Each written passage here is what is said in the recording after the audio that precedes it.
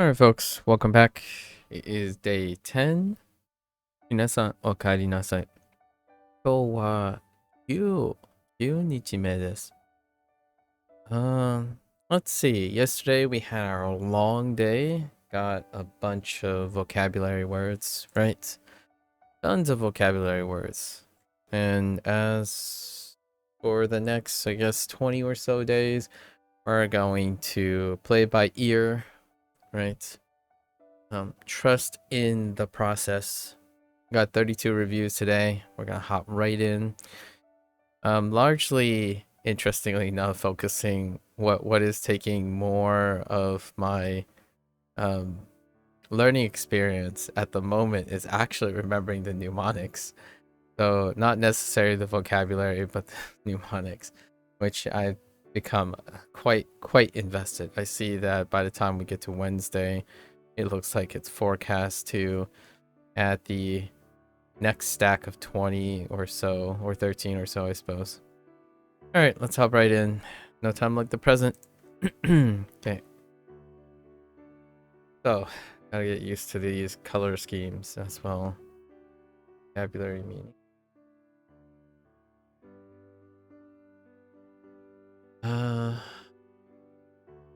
8 yachts, right? 8 yachts.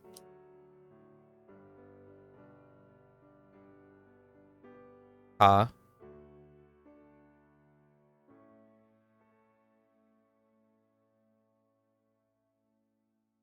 We're still sticking with mountain.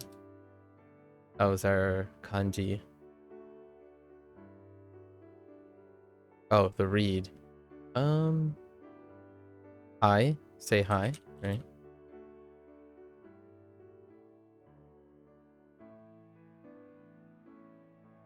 Go woman.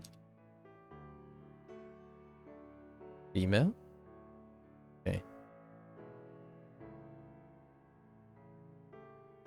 Still river. Is there any additional thing? I don't think so.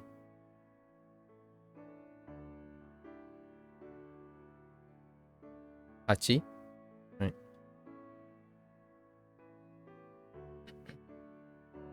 Ichi?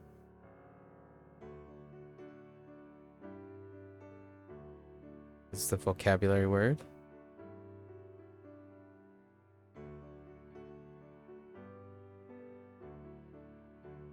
Taishita? Right. Taishita, how? Huh. What's the mnemonic for this? So this is their example of a word with okurikana, right? Oku, yeah, okurikana, and generally they would use kunyomi. That was one of the things that they reiterated. But what was the Thai thing?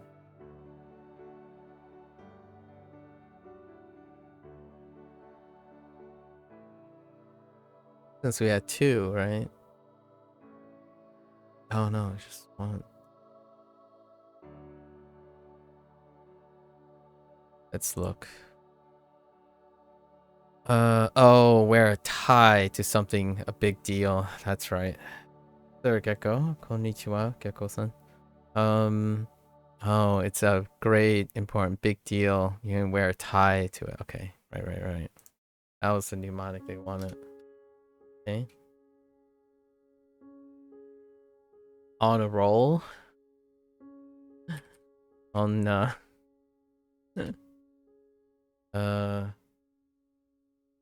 oh. Sorry, I'm saying it that way because that's the mnemonic. Oh, that's big. And then kanji meaning. Okay.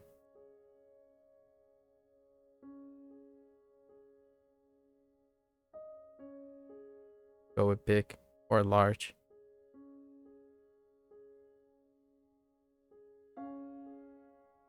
San, right? Fuji-san.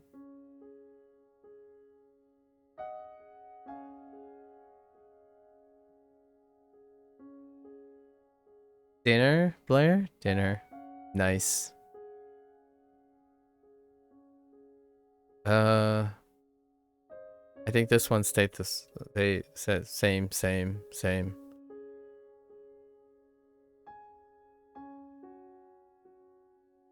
The tie.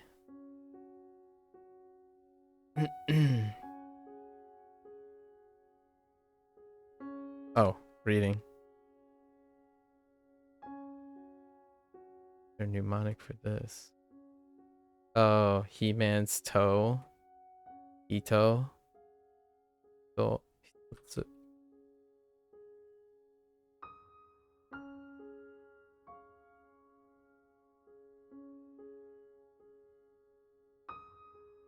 I feel like I already got this. Did I not get this?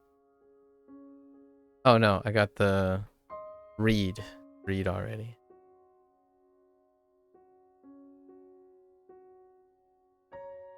Three Santa Sons at Nintendo.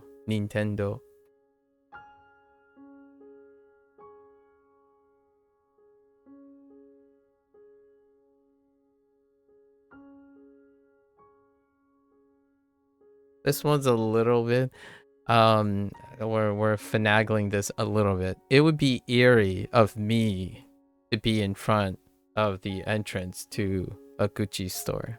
So Iriguchi. Oh.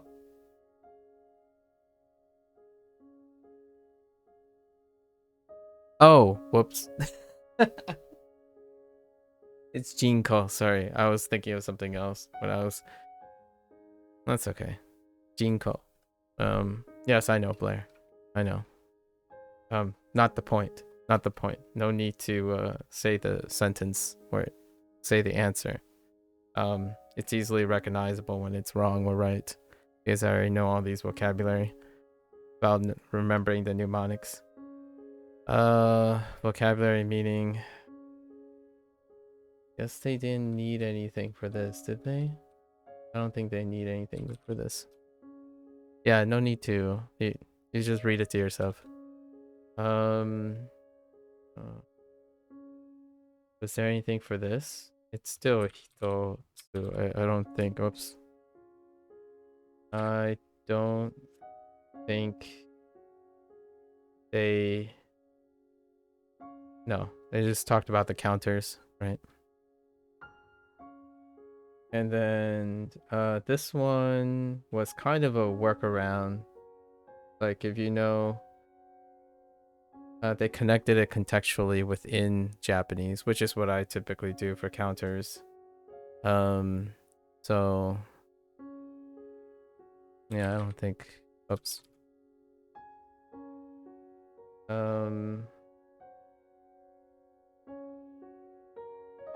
I don't think they introduce anything here either. And then nope, we'll just go with Nin. Ninjin. Ninja is actually my mnemonic, so we just use ninja. Oh wait. Oh, the vocabulary read. Oh, sorry. This is purple, not the kanji or the radical. They're using hito for this answer. That's good that they catch that, which is nice. Which Gecko already mentioned. What was hito? Still the He-Man thing. And then this is the workaround. Right? I think this was a workaround too. Pretty sure.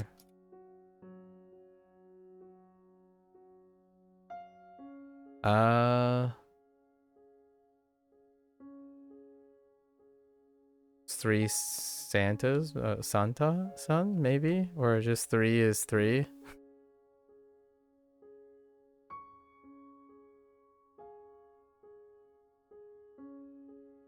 The mnemonic is they count population by genes. They as in ko and ko. I should be calling them that, ko and ko. in this case. I think this is pass. Just pass. Pass along. This is a pass too. Pass. And then gene co. Genes. They count population by genes, right? O and co.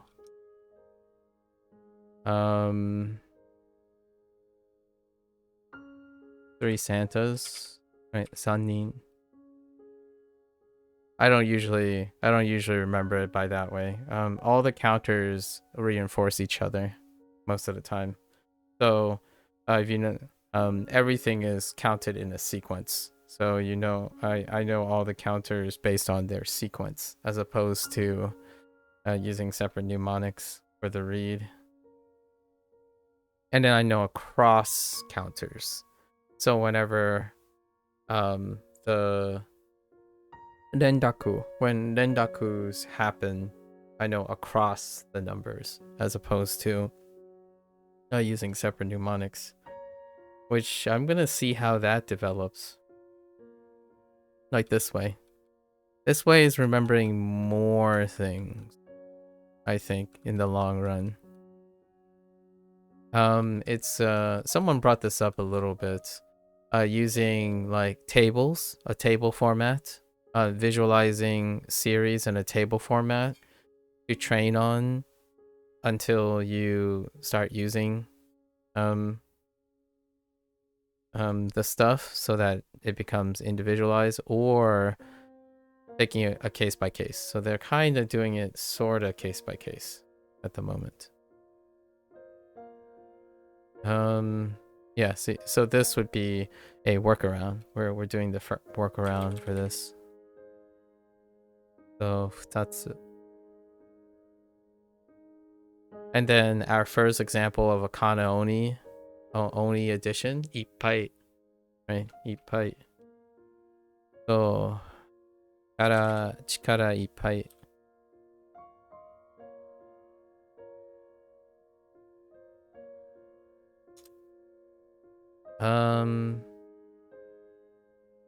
I think the no mnemonics is just chikara. Chikara stays chikara. Which the chikara entry is going to show up soon.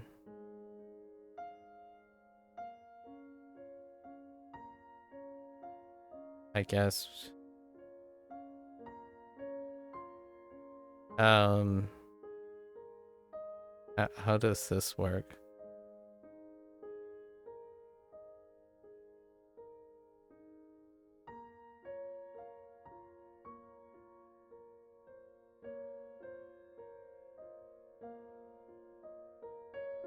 Can I get away with... No, I can't. Okay. So they really, really want you to... Okay.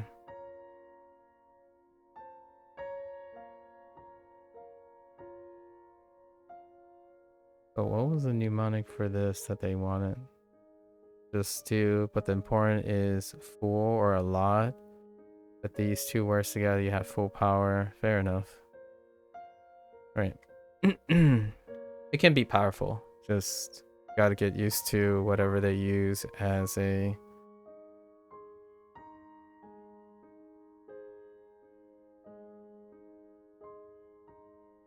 Okay. Alright.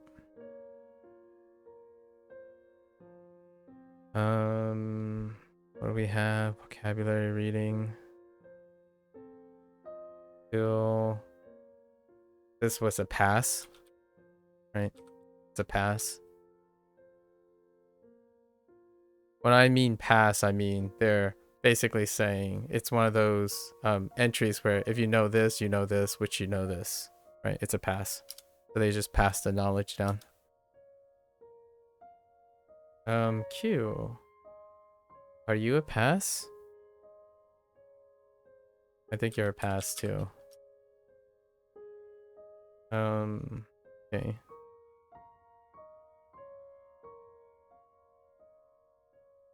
Cheeks. Slap them cheeks. That was a slap some cheeks situation. Okisa. This was a pass. Whoops.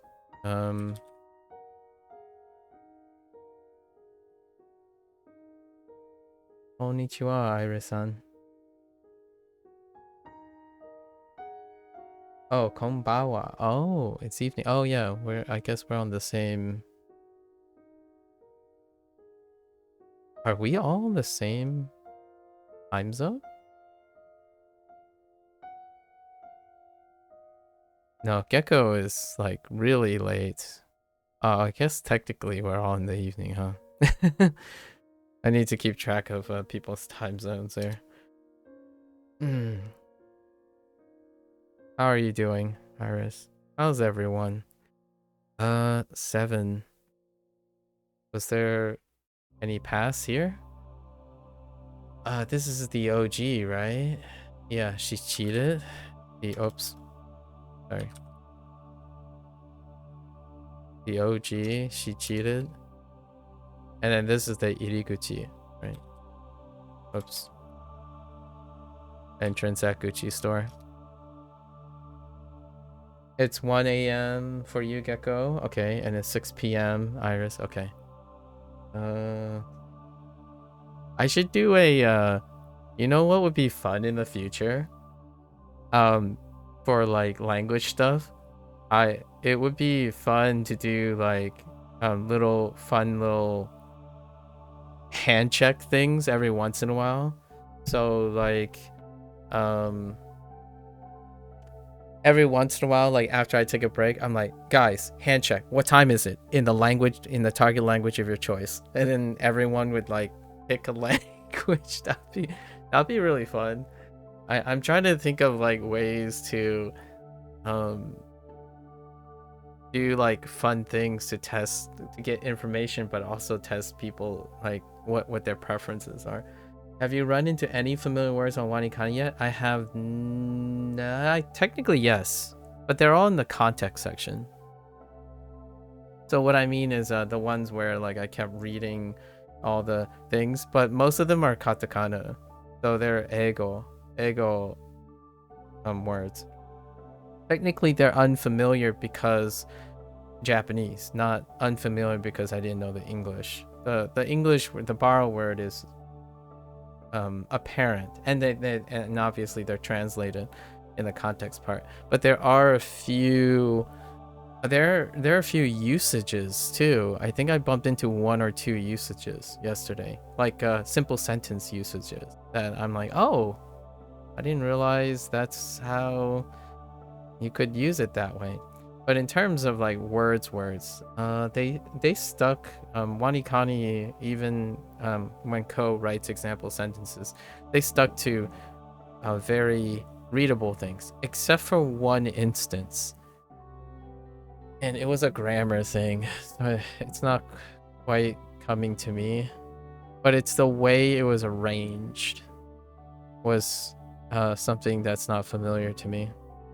But other than that, no, not in terms of the vocabulary portion. Although okisa is technically a light like adjective related thing that I don't use yet, but others have. It's not unfamiliar, but it's also not formally used. Like I didn't use it as much. For size, right? Ippai is something that has been used a couple times already in terms of like salty and whatnot. So in this case, it's not. Oh, and one thing that is already unfamiliar way back, like, is power, strength. I don't use chikara too much. I've seen, by coincidence though, Valentine has used chikara when Valentine was just talking about their fitness, like they were starting fitness. Valentine tends to write like a paragraph or something summarizing the things using the vocabulary that they have learned. And that's when I saw chikara for the first time. So, no, not yet. However, Some things are familiar not because I have learned it or like practiced it, but have seen it already. You know, not yet. We'll see. We'll see.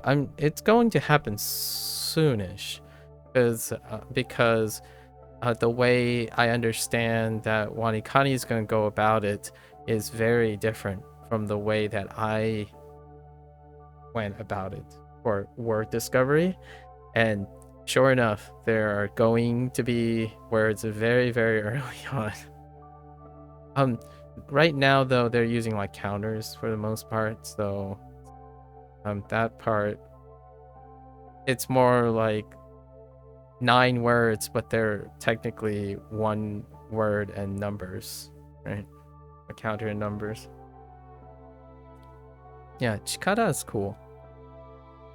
It's probably gonna... I need to figure out how I would use chikara in a manner of speak. Let's see. This one was... Oops. Just explaining counters, I think.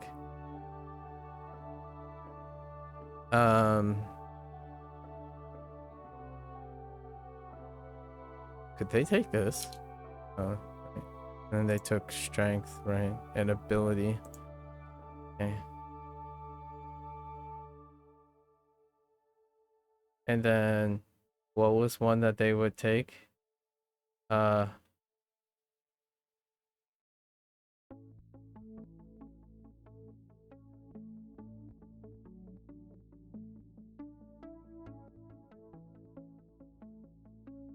How did they phrase it? With all one's strength? Okay. I used full power yesterday, but as hard as one can. That's awfully wordy. I use phrases like powerful instead, or forceful, kind of.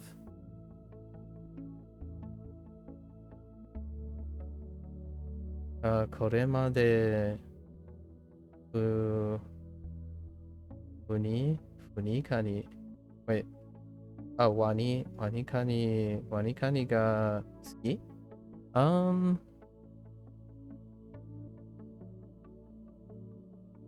What do I say?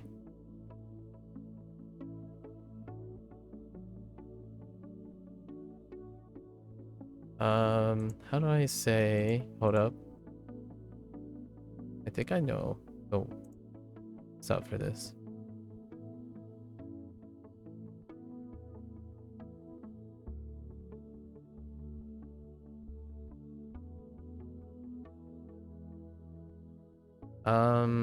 No, I don't actually.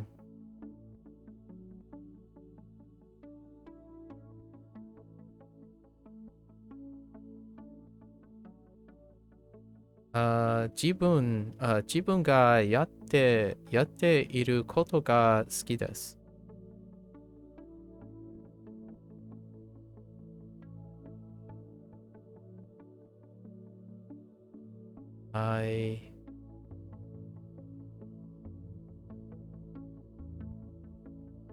I guess you would need something like watashi wa tsujo or something. I'm trying to think of a frequency word. Itsumo? Almost itsumo? Always? Like, not always, but close to always. I wonder how you express almost always. Almost always. Oh, you can put honto. Hotondo. Yeah, that's right. Hotondo. Watashi wa hotondo itsumo, right? And then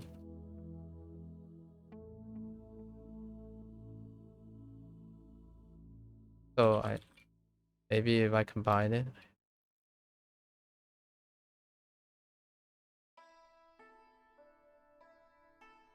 So maybe like, oh no, then it's a little, you have put hotondo itsumo in front of ski. So like 私は自分のやっていることはほとんどいつも好きです。Right? So I almost always like the things I do. So WaniKani is not part of the exception. Yeah. Long story short, that's a long story short. You will probably not find me say otherwise if I'm streaming it.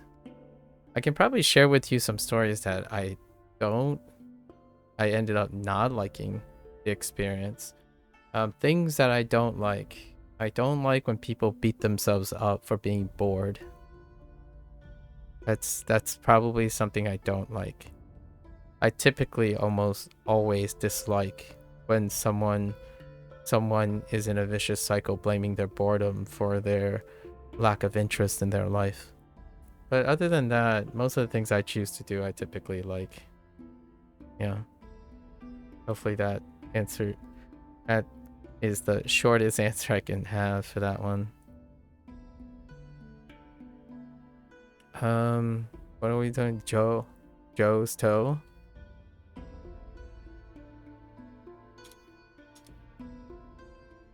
Okisa.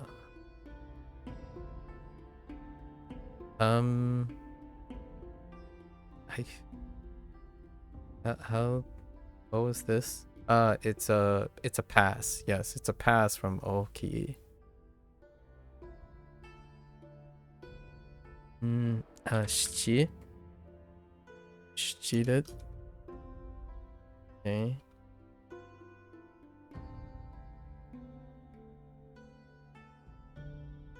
I swear I did this already. Okay. Vocabulary.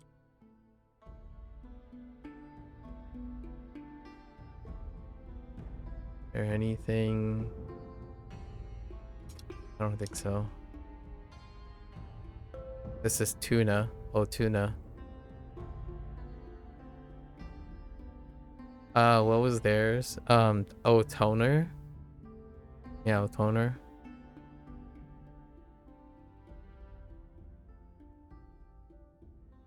Imagine being old by thinking about grabbing supplies for the printer.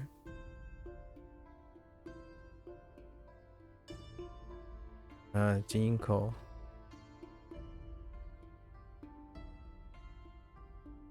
Oh, what the heck was this about? I don't remember this mnemonic. Genes are artificial. Oh, that's right. Man-made, artificial. Genes don't grow on trees. My mnemonic for this is it looks like AI, and AI is artificial intelligence. If you look at it, AI.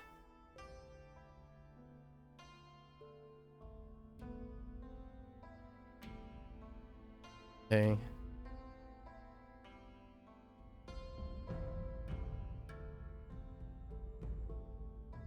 Oh, oops. Oh, that's vocabulary reading.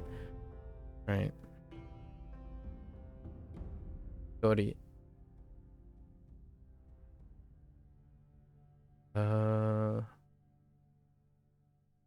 Me. Right? Me.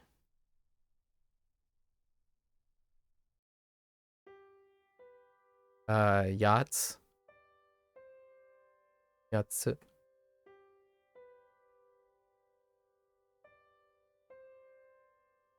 Oh, above ground.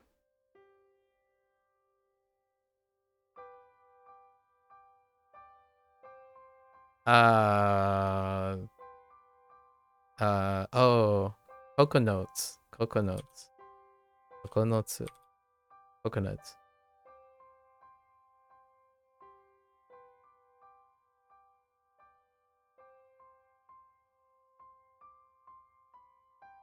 Alone. One is the loneliest number. I was gonna go with a love song, but One is the Loneliest Number is pretty good.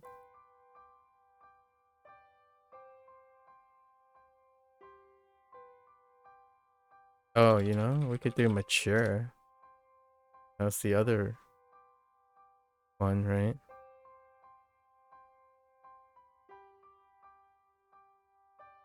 Okay. Cole. Actually, just kidding. Kuchi. This is the vocabulary, not the kanji. Kuchi. So, Kuchi. What was Kuchi for?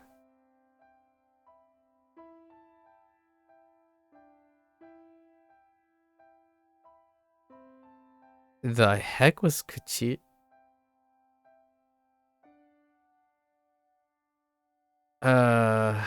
With your mouth. Oh yeah, Kuchi Kuchi ko. Right, the sound, the onomatopoeia. Kuchi Kuchi.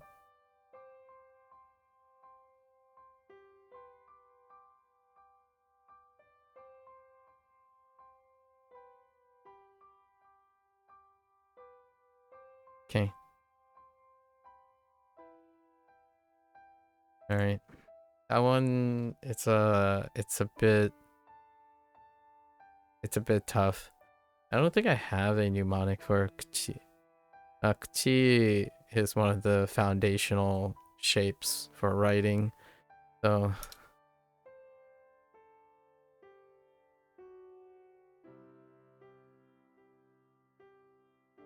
okay.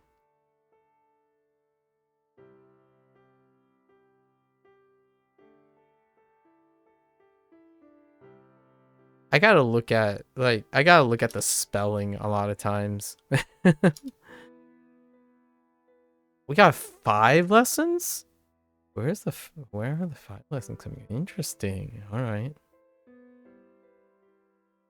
How did I screw this up? Oh yeah, that's right. I wrote powerful. And so with all one strength as hard as possible. And then yeah, misread that.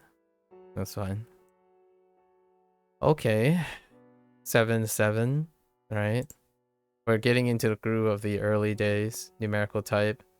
No okurigana for this. So it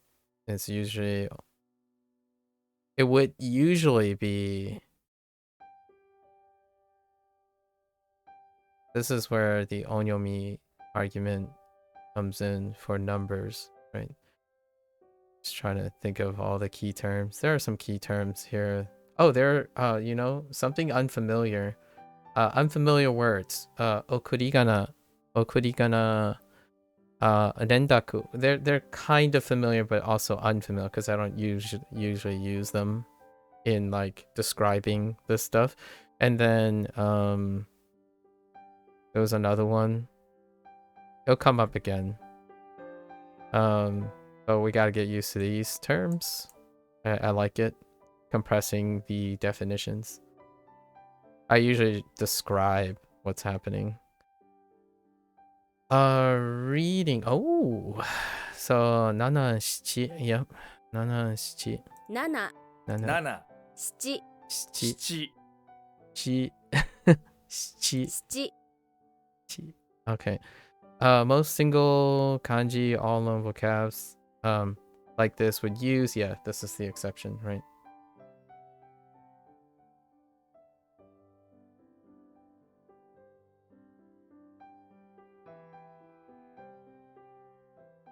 Nihongo no shoshinsha. Yeah, shoshinsha ga WaniKani de donna 体験するかなするかな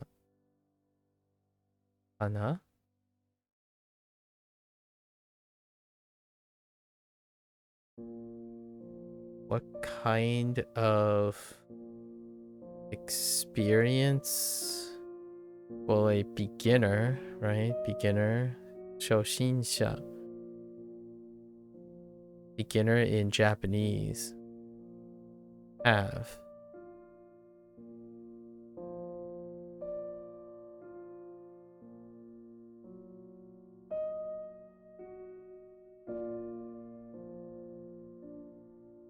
What do you mean? What kind of experience will a beginner in Japanese have? Like, oh, wait, have you used WaniKani before? Or have you not used WaniKani before?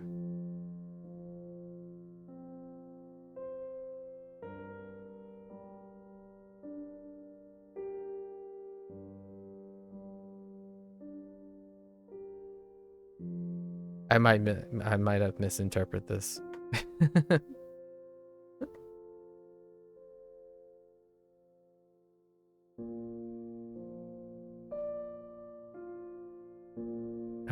So yeah, this is the onyomi exception for the numbers.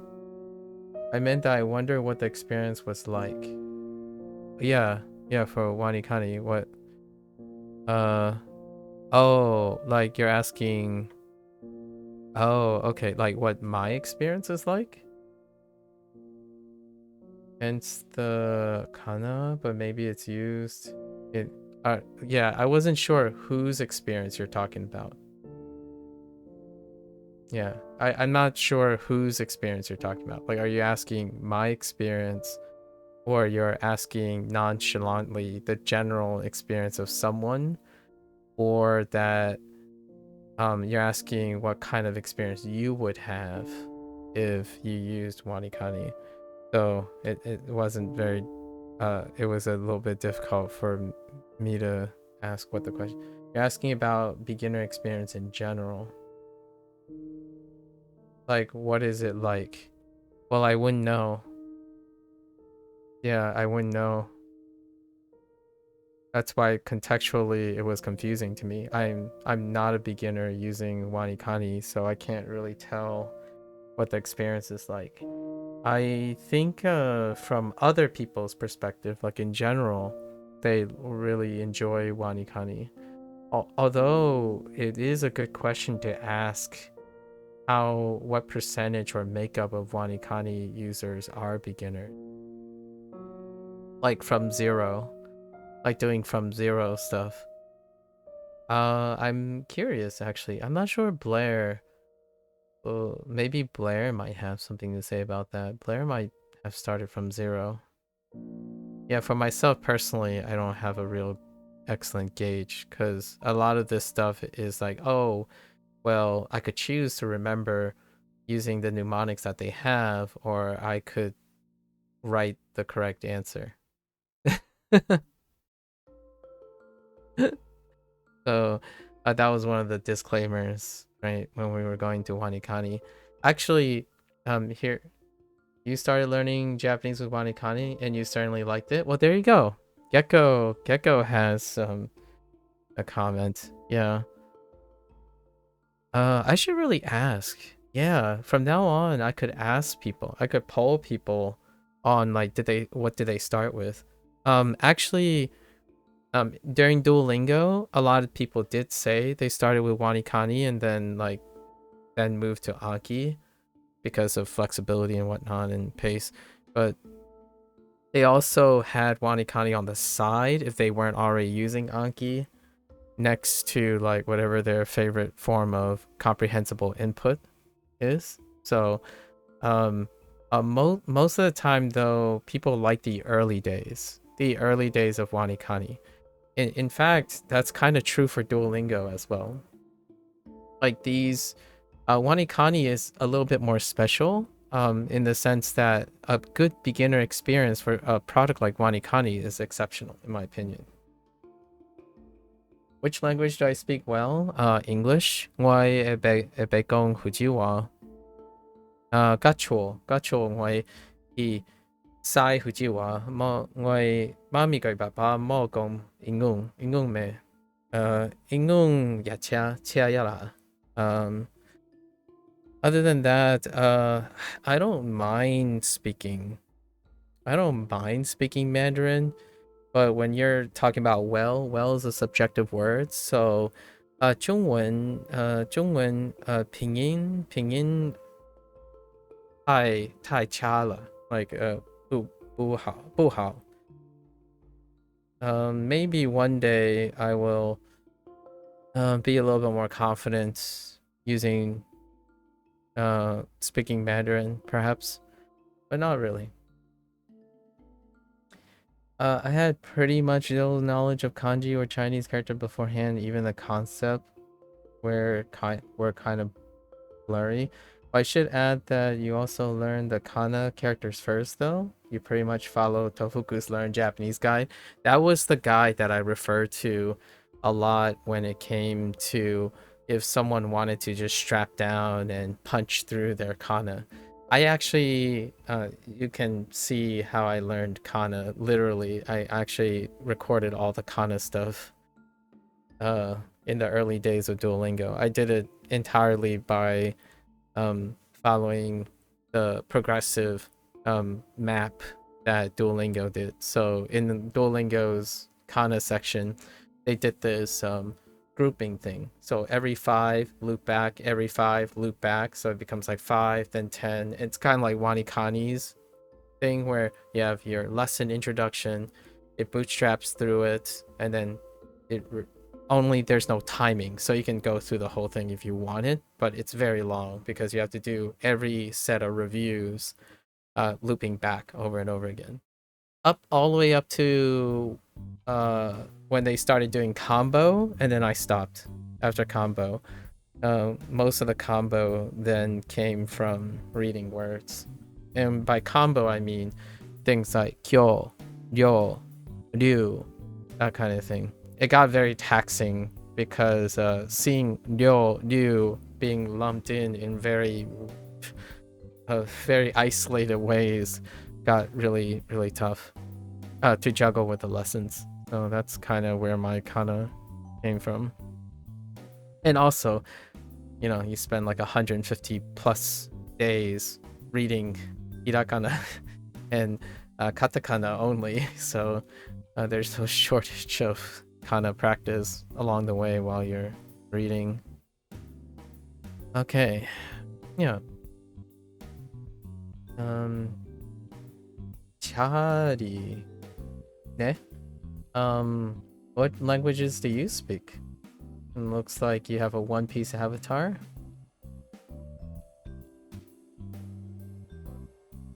Yeah. Welcome, welcome. So let's see. So numbers both. Okay, for 4 and 7. That being said, 4 and 7 are exceptions to the rule because onyomi readings sound too much like the word for death. Oh yeah, that's fair. Yes. Yep. 4 and 7. Yeah, you should learn both readings for the words, though we're going to go with nana. This is also a lot of people learn the significance of 4, especially 4 when it comes to as far as I remember, JoJo's Bizarre Adventure. JoJo's Bizarre Adventure was one of the very, very early exposures now to why 4 and 7 actually, like the tone 1 thing next to about death. On Tofugu, the order they prescribe is pretty much learn hiragana, start learning kanji, introduction, learn katakana, then focus on kanji and add grammar source. Ah. Yeah, I kind of just did all of that at once. So we did it from a case-by-case basis, largely because Duolingo only focuses on exposure. So the exposure then incentivizes discovery. So if I had to order my thing, it was... Oh, I talked about this actually. I actually described it in a video comment as well. I was gonna... check this out. So I respond to this video comment. Someone was telling me that there's a the right order of learning Japanese, or someone made a video comment. They were asking for any, you know, stranger generalized advice, and then someone else chimed in the early days about saying this is the order you must do things in order to learn Japanese correctly. And then I offered how I got to wherever I was in that video, And mine was I use association techniques. So what happens is I take as many prototypic things as I can and use that as a basis of reference. So kind of like your child blank slate kind of approach, because that's what Duolingo typically does. So you take whatever your exposure is and you deconstruct the early exposure into its components, or as far as you can go, and then you use those components to create associations, which most people would probably say mnemonics. So like, for example, if they first introduce sushi in this way and then write it in su, right? Su and then shi, you can decompose it into what you know about su and what you know about shi until you substitute with kanji, for example, and this would be your prototypic reference for su and shi. So anytime another su or shi comes up, you think of sushi, right? And then back and forth. And then, right, they're using exposure in the form of a sentence. So decompose the sentences into its components as much as possible, and then investigate, right? And once you investigate, which I used Tofugu. I used Tofugu as my grammar source. No textbook, just Tofugu. And then Tofugu will give me the context and association for grammar, right? Different types of contexts. And that's where I went from there. So I did all of them as I was going, because Duolingo does not tell you when to stop. However, it groups exposure. It groups exposure very iconically, regularly. So some people actually do skip all the review in Duolingo. Duolingo, the first lesson set is the exposure lesson set. So then I structured my thing around exposure, review, exposure, review, while doing all of the above. So not necessarily like in series where you develop a competence for something. It's you break up all the puzzle pieces as you go, which is very similar to WaniKani. WaniKani with a different aspect of Japanese. And that's largely why I haven't introduced anything other than the things Duo does differently. So most of the techniques that I have that was after the consequence of Duo, I'm doing on top of WaniKani, because WaniKani's approach typically is an approach that I would use myself. That's pretty much how that goes.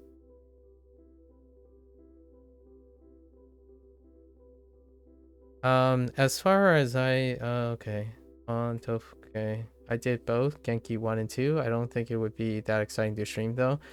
Any published material is subjected to copyright, whether you're reading it or anything, unless they have a very specific. This is not legal advice, something you might want to consider. Anything that's distributed on a published medium is the IP, the publication rights are not held by the IP rights.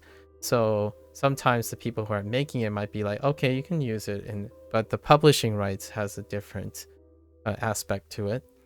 And then also Boom Pro does not have a Creative Commons clause. So I mentioned that during my Hansa Hero thing when I was talking about WaniKani and Hansa Heroes, the appreciation for them stating the Creative Commons 0 universal license, where you can do and iterate on their, or remix or do whatever with their current content without the necessary need for explicit permission or fear of copyright infringement. Now, that is not a law, it's a proposal. And then for all the other ones who are far more proprietary, BoomPro being one, and then for Chinese, Pleco would be an example. Those I would probably not stream unless you have explicit permission, largely due to commercial use. Any commercial use is when you're using a platform that is commercially available and have commercial things. So streaming would be considered one of them. Something to consider. This is not legal advice. However, it's something that I considered and read about for roughly like 3 or 4 months to make myself feel, okay, I can be held accountable. If WaniKani, like the people at Tofugu, says, please take down your content that involves our product, I would take it down. I had no objections. So is Hansa Hero. So I'm only streaming these things knowing that it's unlikely to happen, but at the same time, if they do, I would take down all the contents. And I would also demonetize everything if that is a concern. So that's one of the things you might want to consider if you're doing a stream. I have no reservations if Tofugu comes to me, like, Koichi comes to me and say, can you not take these down because it's like affecting their business model or something, and we've recently have changed the Creative Commons 0 university clause. We updated our TOS, I'm sorry, and I would take it down. That's probably something way down the line that could impact someone's like content creation health. So that's the things that I've negotiated myself. To learn Genki myself, I actually watch Tokini Andy's stream VODs. I really like his content, but it's in a teaching style, unlike here where we learn alongside. Yeah. I don't mind teaching style. I also watch a bunch of teaching style ones too. Sometimes after a certain amount of period, I kind of mixed it up. It's kind of nice to have a blend, right? Teaching style ones can be a little bit, it's a different feel, so you can definitely mix it up with a mix of the two. I am not going to do any teaching style things. I think I'm already pedantic enough when it comes to talking about mental health and stuff. That's borderline. It's very borderline instructional material sometimes. In this case, I make mistakes. Join me in making mistakes together. Know that if I make a mistake and you don't make the mistake, that's a win, right? It's a competence in your abilities, right? If you see me make a mistake and I make an argument that's clearly reflective of something that you have once encountered yourself, that's great to be aware of. So this is a demonstration, right? I'm demoing my studying habits and whatnot, and you are either learning or witnessing it happen as opposed to instructing. I think lots of people do get those two generalized together, where when you're learning something, it can be someone expecting instruction versus you're learning something and they just want to show you how they overcome or like how they self-study. So it's kind of like a sharing and bonding experience, more or less, like sharing what your experience is like, and then we're comparing and contrasting our experiences. My goal of doing all of this is that I want people to be interested in their own experiences and then how they can express it and compare it with other people's experiences. This is the heart of an element of learning that has been lost, largely due to the hyper saturation of instructional material, right? For every one content creator and or streamer that's there to instruct and give advice to someone, there or for every like hundreds of them, I would say there may be one or two that want to share a complicit, like a mutual exchange of experiences, largely because the format can't support that. If you have 1,000 people watching you, being able to do that with 1,000 people simultaneously is impractical. So in the way it is now, the reason why it's basically Blair every once in a while and you guys is largely because this format is not scalable. It is non-scalable. So the ideal case is you hope, at least in my position, I hope that the one person gets something out of it, and that one person becomes a beacon to want to demonstrate their learning process to other people. And then each person would fan out from that, right? The idea of creating learning experiences is to encourage other people to share learning experiences. And then with enough of that, it's not pragmatic from a business standpoint. However, from a whole standpoint, then you will have a bunch of people who can follow or find someone who they can resonate with and share alongside that learning experience, largely because they're of like mind and like experiences. Rarely do people ever demonstrate themselves in a position in which they're not competent, right? Except for video games. Maybe video games tend to be like that. Although I would say that's not the entertaining thing. You're not for every video gamer who is exceptional at what they do, there is less than, for every 10 of them, there's like one person who is incompetent and prefer to learn and demonstrate and showcase how they're learning something new, right? Instructional material is the predominant thing. Being an expert in something, being extraordinary, is the most sensational and most entertaining piece of both live stream and post-edited content.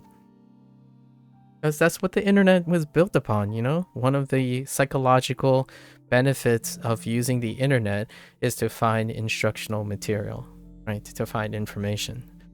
And I think we're at a precipice. I like to use that word sometime without struggling to pronounce it. At the beginning stages of when the internet becomes more than instructional material. For better or for worse, obviously the brain rot situation is non-instructional material being very entertaining, right? At no point does Bokini Andrew show the content of the book to be fair. Okay. It is recommended to have your own copy to follow his lessons. Yes, that's a way to get around it. I would say that is a transformative process. So he's creating, right? In my opinion, I don't know anything about Andy, but I like to imagine this person is interpreting and demonstrating their understanding of the books in that way. Right, as opposed to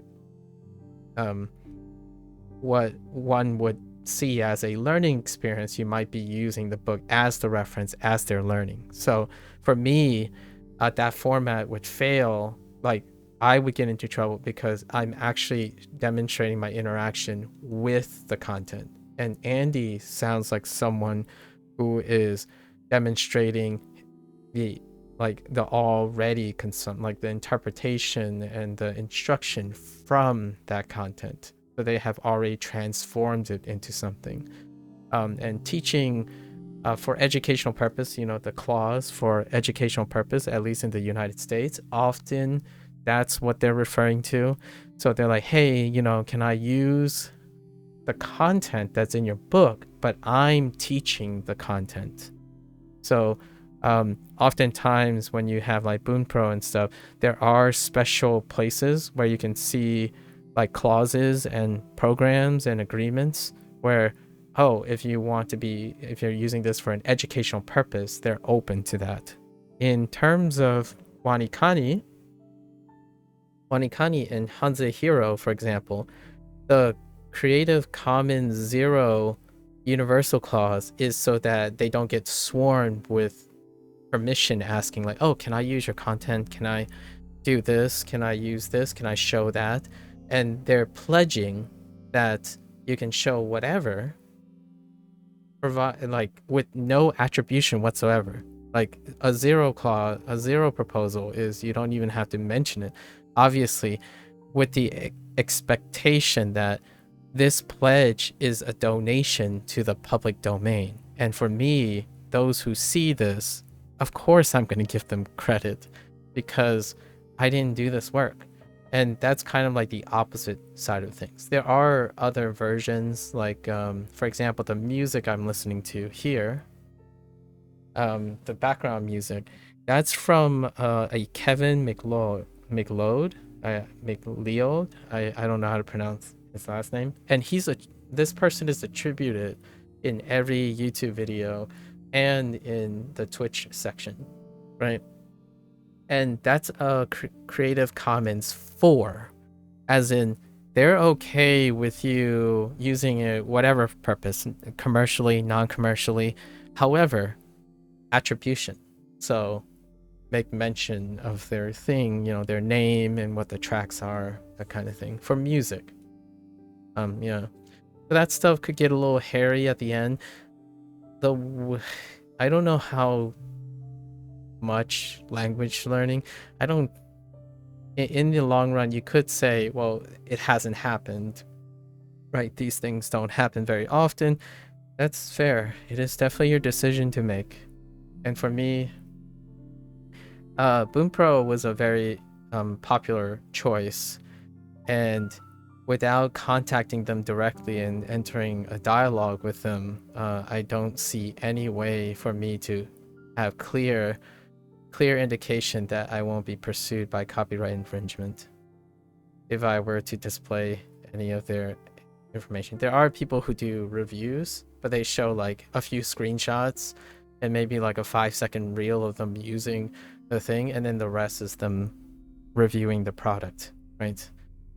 Yeah, it's a tough world, You gotta keep these things in mind when you're streaming. If you were to turn your streaming content professional at some point, all of these things will become an increasing more weight issue in the long run.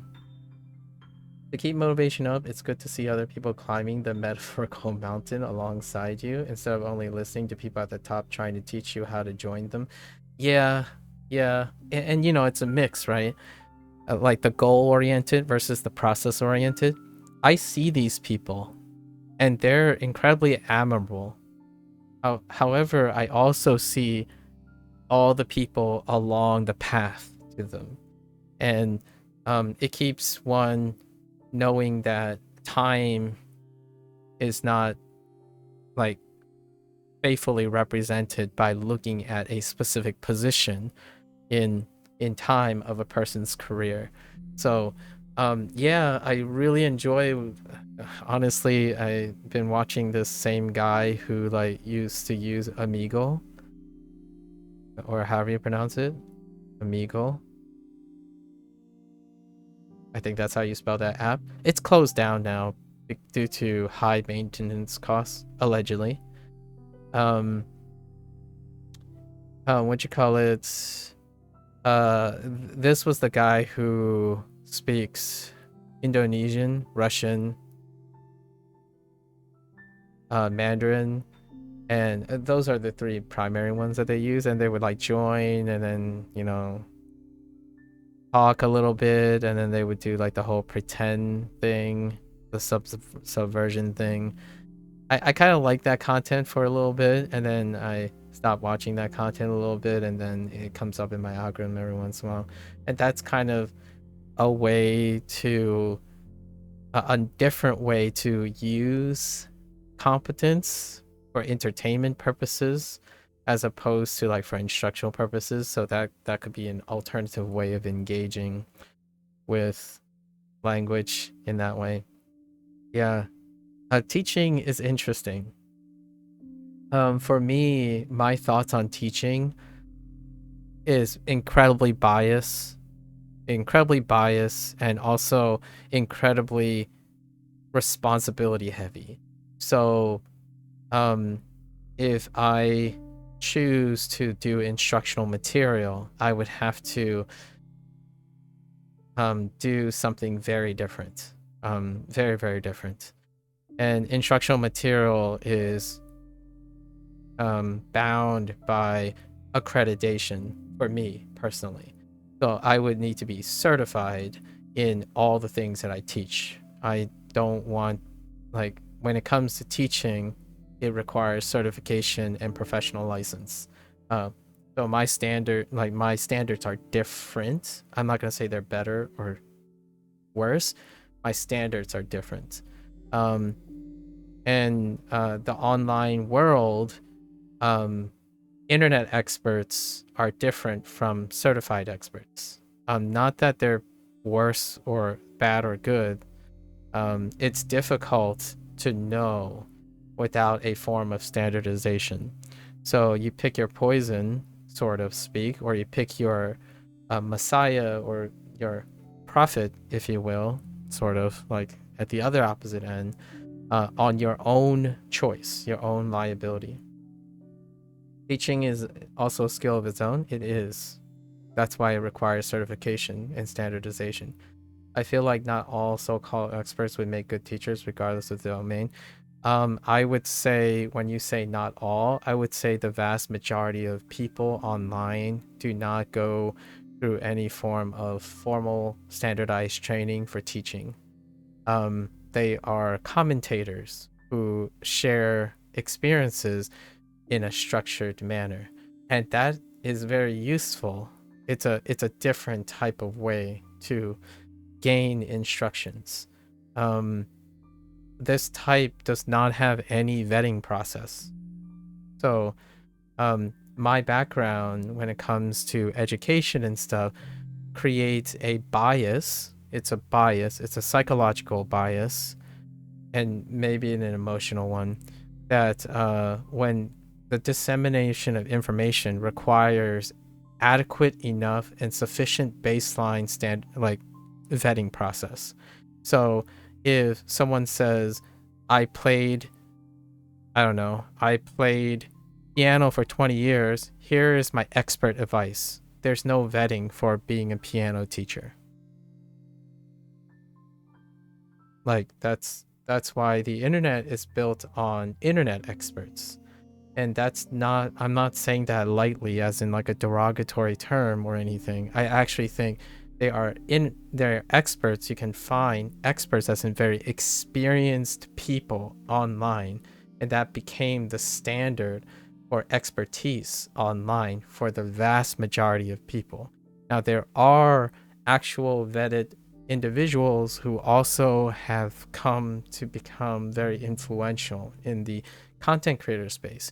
However, you're gonna find that they use different identifiers for their content, right? The way they speak, the way they claim things, the way they investigate things is often come from the idea that they either say they're vetted for credibility or they're not. And then how they commentate on something, they distinguish between, I am commentating on something that I am not an expert in, however, it is relevant to my discipline. That is a very form of speech that is very identifiable to someone who has gone through vetting process. What is a vetting process? It could be a degree, like some form of published professional work. Sometimes you could use like for example, creative writing. If you're a published author, that can qualify because creative writing involves publishing through some sort of selection, right? Publishing requires some sort of selection. When you go on and say that here's my business, I ran this business for 20 years, here's the accreditation that my business have, that is a strong pre-selection process or a vetting process. When someone says, I've studied Japanese for 15 years, therefore now I'm an expert in Japanese and I can teach Japanese. Well, you might be a very competent Japanese speaker, but you are not certified or vetted in teaching it. Now, that doesn't mean they can't be good teachers, right? It's a difference between being vetted and demonstrating certification versus sharing your expertise. On the one hand, one is willing to commit the time to be vetted. That shows a commitment to honoring a standardization of teaching, not your competence. Excellent teachers, for example, in kindergarten, aren't necessarily competent or well practiced in college level curriculum, for example. So the idea of certification is not an end-all be-all, but it's an indicator of commitment to one's discipline. And without a mix of those two things, often I take internet instructional material as commentary or things that I can use myself with the expectation that I would require converging evidence and critical thinking in order to come to the usefulness of someone's instructional material. This is very different when that person have dedicated and showed a commitment to standardizing and reaching a baseline of standards. What's funny is I find most of these vetted people will paradoxically usually use much more caution and be more moderate in their words and be modest about their own so-called mastery in their domain. Yes. The imposter syndrome. What is the... Gecko, you were the one that mentioned Arcane, right? Season 2? You reminded me that I didn't watch season 2. So in the last 2 days, I finished watching season 2. I wanted to quote, I hope it's you. I think it was you, right? Someone mentioned Arcane 2, season 2. So I want to quote Victor in this. There's a paradox about knowledge. The more competent you become, the more likely that you'll start to question your own knowledge. It's a paradox of the human condition, one of the greatest human conditions. The more knowledge you gain, the more you question your knowledge. So oftentimes there is, at the beginning, it might, like, incompetence might seem like it overlaps with the later stages of mastery. However, the way it's presented is very different, like the medium in which they present it. And mastery tends to be inverse with how confident they are, because with new knowledge comes new questions. And in fact, often it comes with more questions. And with knowledge, one becomes more and more aware of their ignorance. The Victor line was very, very elegant. It was like very wide, encompassing. I don't remember the exact words. However, I'm paraphrasing, right? With more knowledge, one becomes ever, astronomically more aware of their own ignorance, right? Because more knowledge brings new questions. Your perspective and your breadth of acuity expands, and with that, there's so much more to know. And that's that's kind of one of the defining features between finding someone, and this is not the value system where a former professional or an existing professional at the height of their mastery or some level of mastery, they are far more presented in a cautionary way due to accountability of their ignorance versus someone who believes they are incredibly competent and continues to exude that they are all-knowing without understanding the vastness of their ignorance. Because in a human condition, a singular human being can't possibly contain aspects of a knowledge in its entirety when they are instructing other people, right? You can't possibly be so clairvoyant that you would stake your own credibility, of which you spent your entire commitment of your life to making egregious hyperbolic, in my opinion, egregious hyperbolic claims of all knowing in a discipline, largely due to the nature that the more stakes are involved, as in, if your credibility was easy to come by, human condition would dictate that easy come, easy go a lot of times.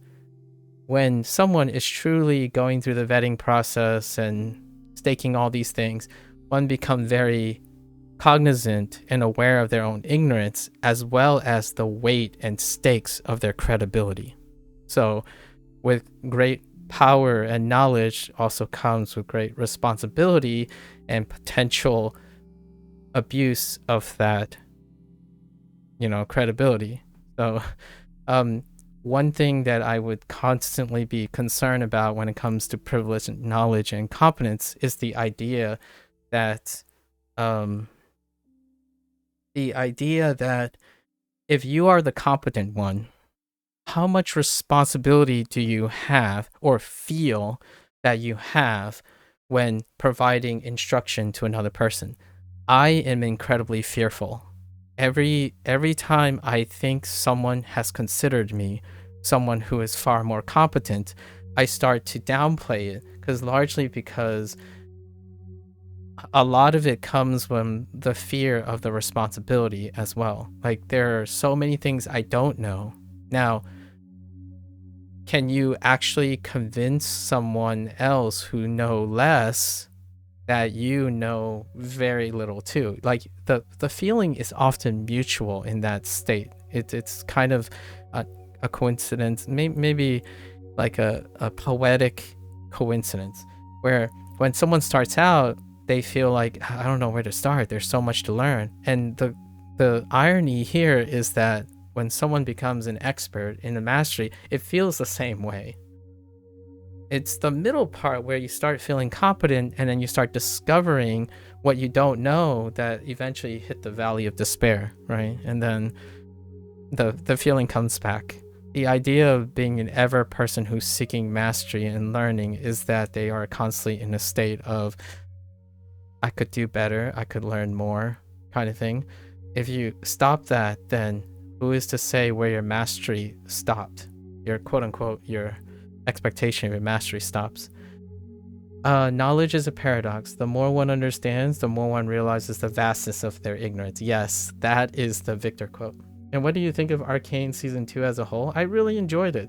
I absolutely love a combination of the writing, whoever is writing the stuff, and the artwork. The studio is a powerhouse. Man, they flex so many different mediums. They even undercranked, deliberately do like picture book, undercranked. They were really playful. The first season was fantastic when they were playful. The writing is exceptional too. It has a very how should I say, a very Chinese mill approach to it. And let's keep in mind, don't forget that Riot Games is a property of Tencent, and Tencent is based in China, and you can already tell where their integration is, because in the season 2 they actually showcased a Chinese song. By the way, I thought that was very wonderful. The moment I heard it, I was like, oh wow, this Chinese song is very good. It kind of captures a Western feel in the way the Chinese song was played, and then they incorporated a French song later in another scene, right? I'm not going to talk about the scenes because for anyone who's interested in Arcane Season 2, there is a Chinese song and a French song in it, which represents the two collaborative natures, the French animation studio and Tencent's property, which is Chinese. So you find it pretty inspiring to see all the work of so many artists writing direct. Yeah, I know. It's a powerhouse. I think that it's a very industrialized way of doing it, but that coordination, that single vision, that's something that, this is going to be a stereotype, so take it with a grain of salt.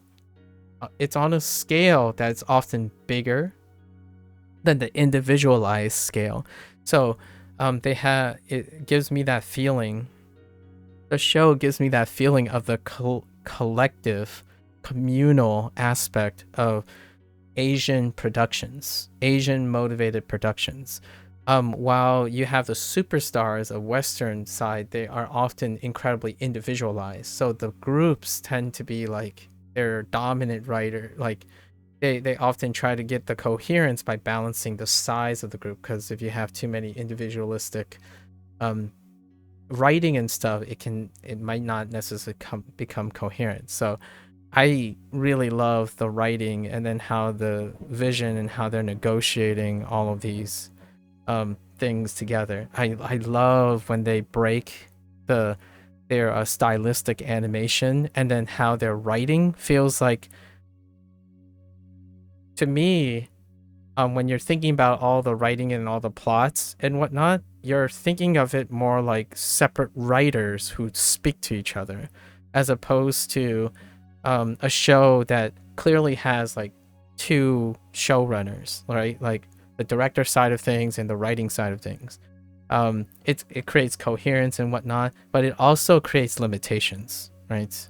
It's a balance. It can create unfocus on the other hand when you have too many, but it's so elegantly placed together. So kudos to the director and the producers who are keeping it knitted together with such a large group. It's such an eclectic show. Easily a recommendation, obviously, for myself. From myself. I don't have much knowledge of Asian media other than anime, but I do find it amazing to see such a big budget, how it managed to keep it artistic soul and root. Yeah. Have you ever seen the opening ceremony to the Beijing Games? That's kind of how I anticipate. Or here, better yet, have you seen Japanese people do engineering projects? Like, for example, how Japanese people renovate one of their train stops.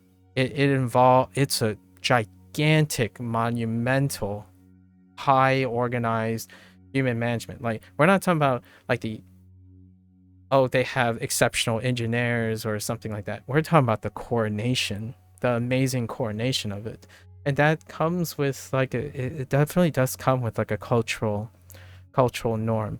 Not saying it's the only factor, but there is an essence communicated through that type of scale. And the people making Arcane are no exception. Some of my favorite projects, like animation projects and whatnot, come from that philosophy, only they're kind of more segregated.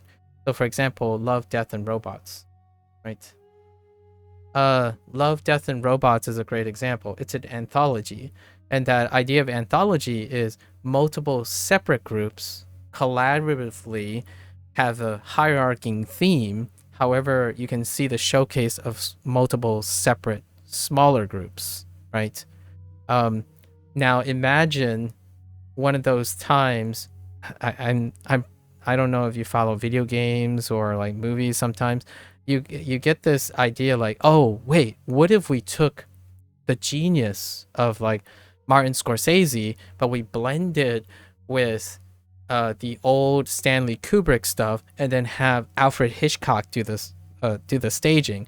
And on a Western side, you would probably have this cautionary tale on the back, like, well, that's a lot of like big guys together. They might end up detracting from each other, right?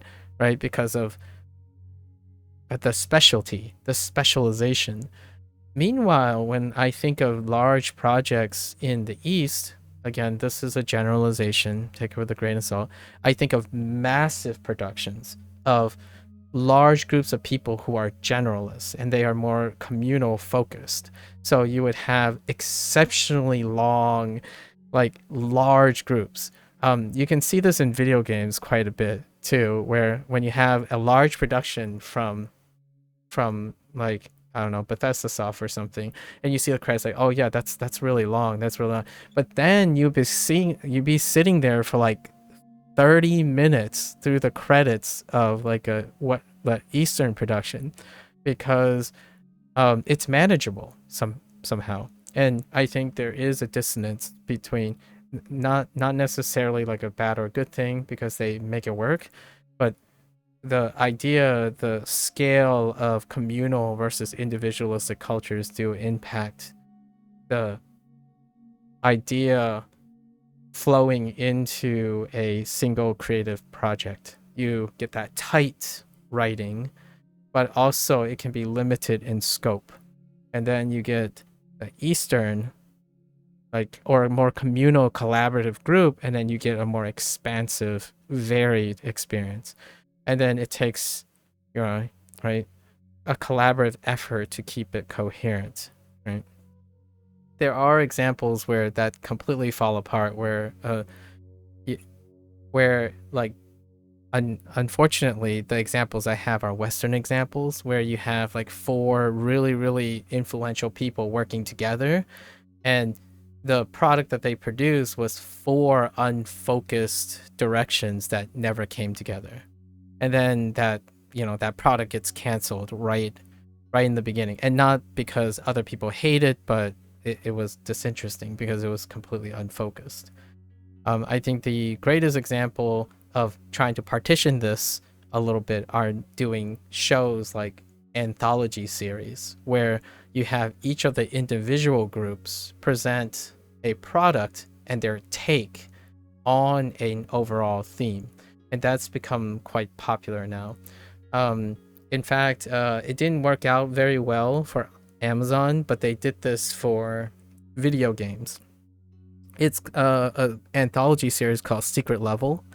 So they had a bunch of people submit their stuff, maybe they vetted it somehow, and they made small animation clips or small animation videos of video games.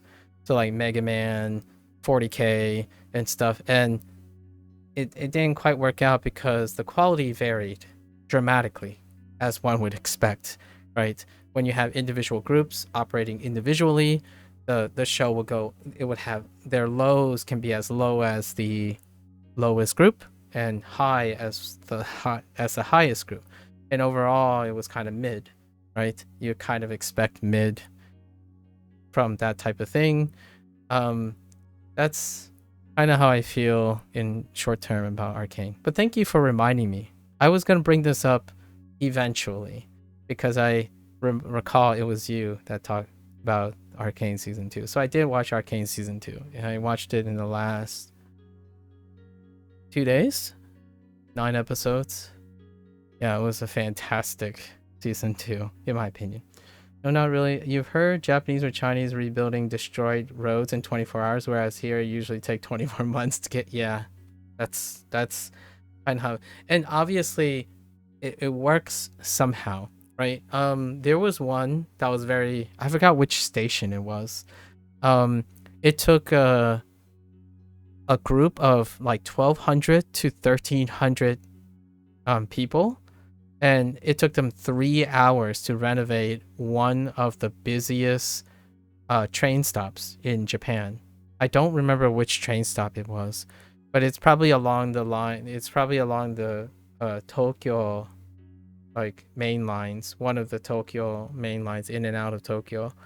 So they basically closed it down for 3 hours in the dead of night, right in the morning, and did in approximately 3 to 4 hours right before the morning commute. It was optional, like it was converted, almost nearly completely converted, tested before the day started. That's kind of one of those things, like, yeah, you kind of come to stereotypically expecting this type of imagery, oftentimes when it comes to like the contrast between West and East. Obviously, those are extreme examples, but there is a cultural underlying that underpins this type of thing. It's pretty cool. I think Arcane is a brilliant example of like how eclectic it can be. Video games, I like video games like that quite a bit. So maybe we'll get some more collaborative efforts in the future, you know? Is there another something like Arcane that I can think of? One I would say would be something like Blue-Eyed Samurai. I think that was my 2022. Is either 2022 or 2023. Blue-Eyed Samurai. That's a Japanese. I'm gonna say Japanese American plus something else. It's a couple. It's a multicultural couple that wrote that piece, and it was about the myth or the legends or the factual accountings of a foreign samurai in feudal Japan in the times of the shogunate and whatnot. And the writers was a multicultural writer, so they're a two-person couple team, and you can definitely see the balance or the marry of the two types of culture in the storytelling and the animation approach. You were going to mention Blue-Eyed Samurai? Yeah, that's what popped in my mind when you mentioned what could be similar to Arcane. Yeah, still very much its own thing, but interesting that we both drew a parallel. Yep, exactly. That's what happens when you that's kind of I don't think it's a coincidence, obviously. That's what happens when you have a more awareness in focusing on the type of medium, how you interact with it and how people interact with it. That's kind of how I make recommendations, obviously. Whenever it says do you have any advice, do you have recommendations, I gotta know the person, and it would be like a rapid fire of 10 questions at least, and this is coming from practice. Obviously, I'm not going to say I'm going to provide any professional advice, right? You got to be careful. I don't want to I tell some people, it's oh, you're just being modest. No, I'm scared.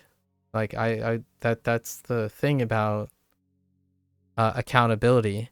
When I published something, right, for education, for science, when I published something, it took a very long time to feel comfortable with the idea, what if I forgot something?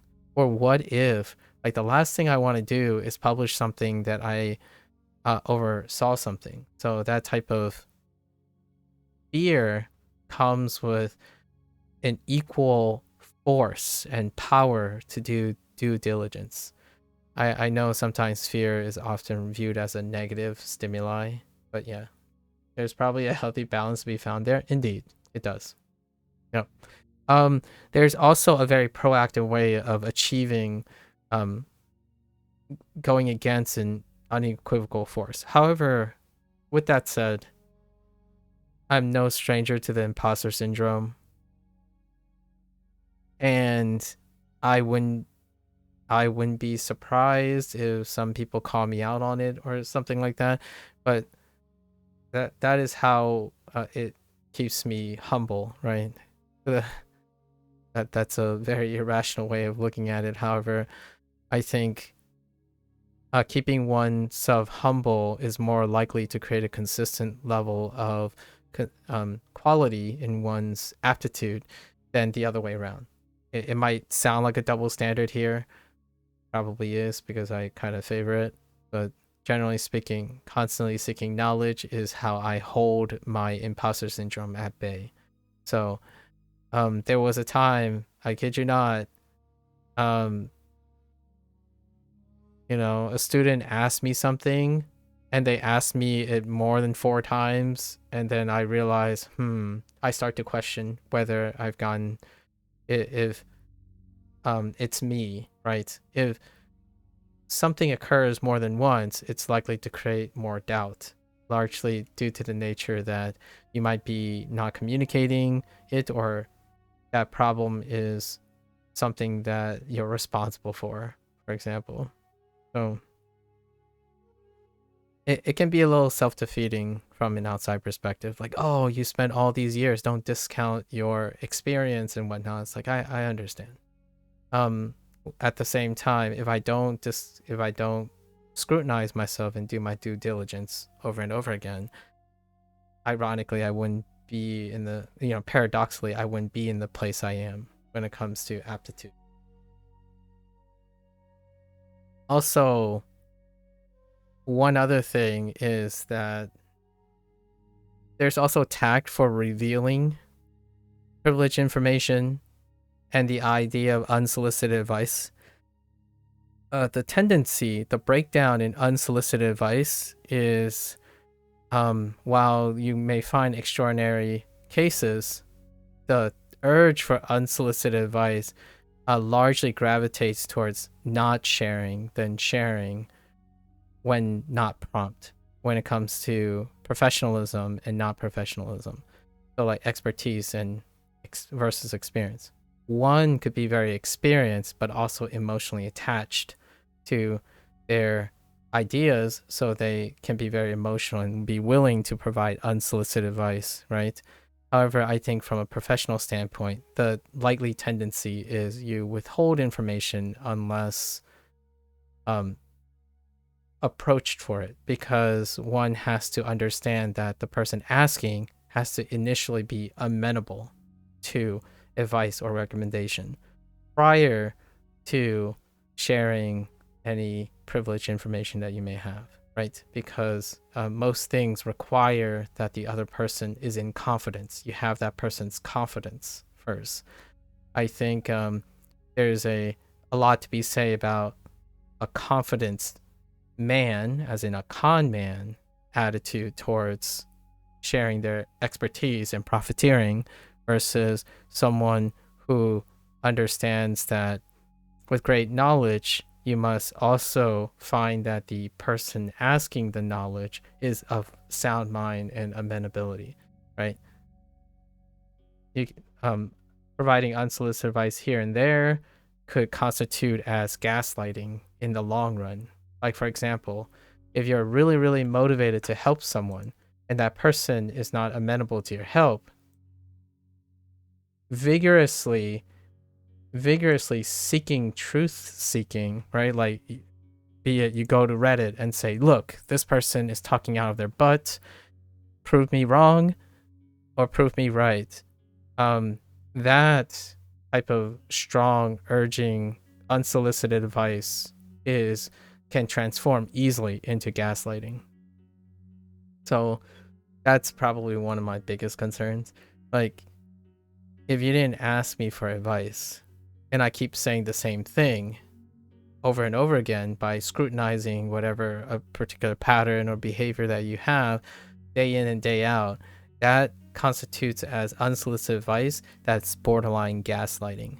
And sure enough, I have met this one person before, or like occasional people, but there was one who aggressively did it even after the fact, and they actually wrote an entire like monologue accusing me of not understanding what gaslighting is. And I have that email, but I also replied to that comment visibly because they wanted to do it publicly, and since then they deleted that message immediately. Although that also means that my comment that I've written about it, unsolicited advice turning into gaslighting, there are heavy warning signs about that. When someone has righteous indignation, like they think they're in the right kind of thing, fueled by actual knowledge, which is great, or whatnot, and then accusing someone of something else, it can end up becoming gaslighting, right? Like, oh, I'm right, guys? If I say this enough times, am I really right? That kind of thing. I still have the messages, but since then, I don't think, I like to hope that that person does their best and find the community. Streaming has brought in a lot of interesting experiences I had over the time. Sometimes I envy people who seem not to be really sometimes you envy people who seem not to really be having these considerations in their day-to-day life and are all raw and spontaneous, but then I focus on the positives of having these thoughts too. Me too. Here's my little short story about when I was in a professional mindset. It was very, very difficult for me to enjoy the we're gonna call the ignorant bliss of a simpler life, right? However, it pales in comparison to the solace and the catharsis that comes from going from the city, from my place of work, and just changing environments and visiting my parents, who I'm residing in the very house that I spend most of my life with my parents in. When I come home, I'm like, look at how like that's the envy part, right? I think like you go to the shopping center, you buy things to make great food and enjoy the food from the day to day, as opposed to here's a contrast. This is a bit of an extreme case, but you go to the shopping center and then you hear like 6 or 7 people complaining about the price of the food, the privileges that they no longer have, and then the cost and environmental damage that's being done by the current methods of the food that's being produced at the grocery store. Right? That is kind of like a extreme contrast, but at the same time, being able to appreciate both of those kind of create a lovely balance, right? Sometimes I try not to educate my mania of everything I do. So for the time being, I do feel the stuff that I just described, like the nightmare situation where you're considering all the factors that's beyond your control, but at the same time it creates a darker cynicism and constant like apprehension in what your decision making is, that goes a long way to understanding the one of the most difficult problems facing, or most difficult barriers facing learning a new language. I know gotta bring it back to language learning, right? When someone talks about when they're inundated by the vast internet of instructional materials on how to correctly learn the Japanese language, where do you start? Oftentimes when someone offers me advice, I think about the person. I ask the person, what is your, what is your experience?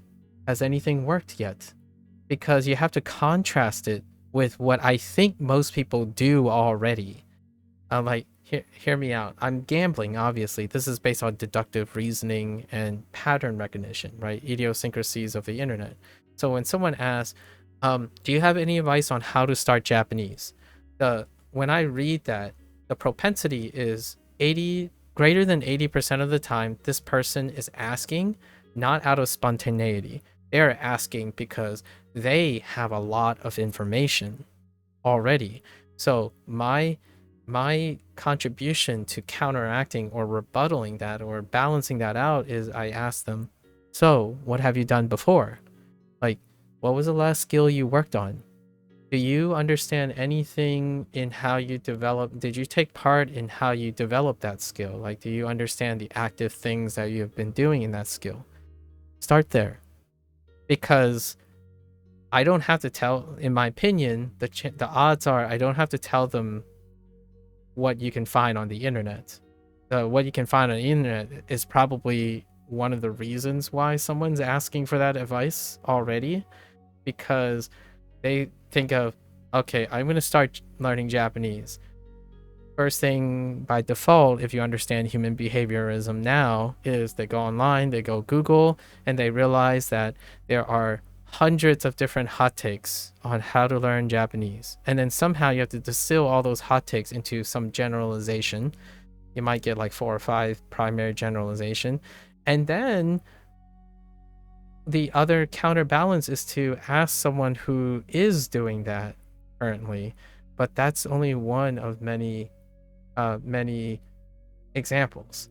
So oftentimes the way I go about it is I don't underestimate this person on knowing all the information, because I'm not going to be pedantic and reiterate what everyone else says in terms of instructional material. I ask, have you thought about what works for you yet? Yeah, that's pretty much what I would end there. You can certainly relate to it. Well, thanks for the great conversation again. I fear it's my bedtime. Good night, Gecko. It's always been a pleasure. Love the questions and opportunity to discuss deeper topics. Yeah, I hope I get to Duolingo today. I will. I'll try. Thanks a lot, Gecko. Good luck. Good luck with your day. All right.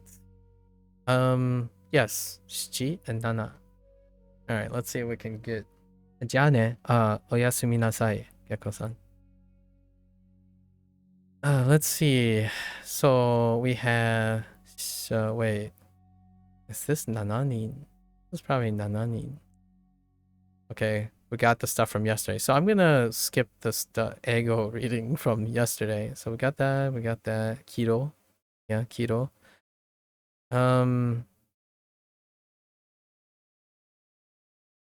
Lucky. Oh no, is it in ego? Is it in katakana? Let's see. Koichi. Koichi no lucky. Oh, there's lucky. Lucky. Wait. Where's number? Oh my gosh. Lucky number. Oh my gosh. Number. Nana desu. このパスタは、たったの、I guess that's Nana? Will we go with Nana for ステップで、できますよ。ステップ。Oh boy. Instead of like using something like kaidan in the staircase, or steps in staircase. I actually don't know what the counter for steps. What counter you would use for steps. And then, oh there, Zhao. 晚上好。我今天有一个问题。Oh. What type of question do you have? 7 carats. Oh, is it like kerato? Karato. Ne? Karato. Yeah, karato no. Diamondo. Oh, yeah, that's something Duolingo have in common. Diamondo kudasai. Imagine ordering a 7-carat diamond. Can I convert between imperial and metric units effortlessly? No, not effortlessly. I do know standardizations though. Standardizations between imperial and metrics. So for example, I don't do the conversion. I know them individually. Kind of like knowing kana separately from kanji. So for example, like I don't know.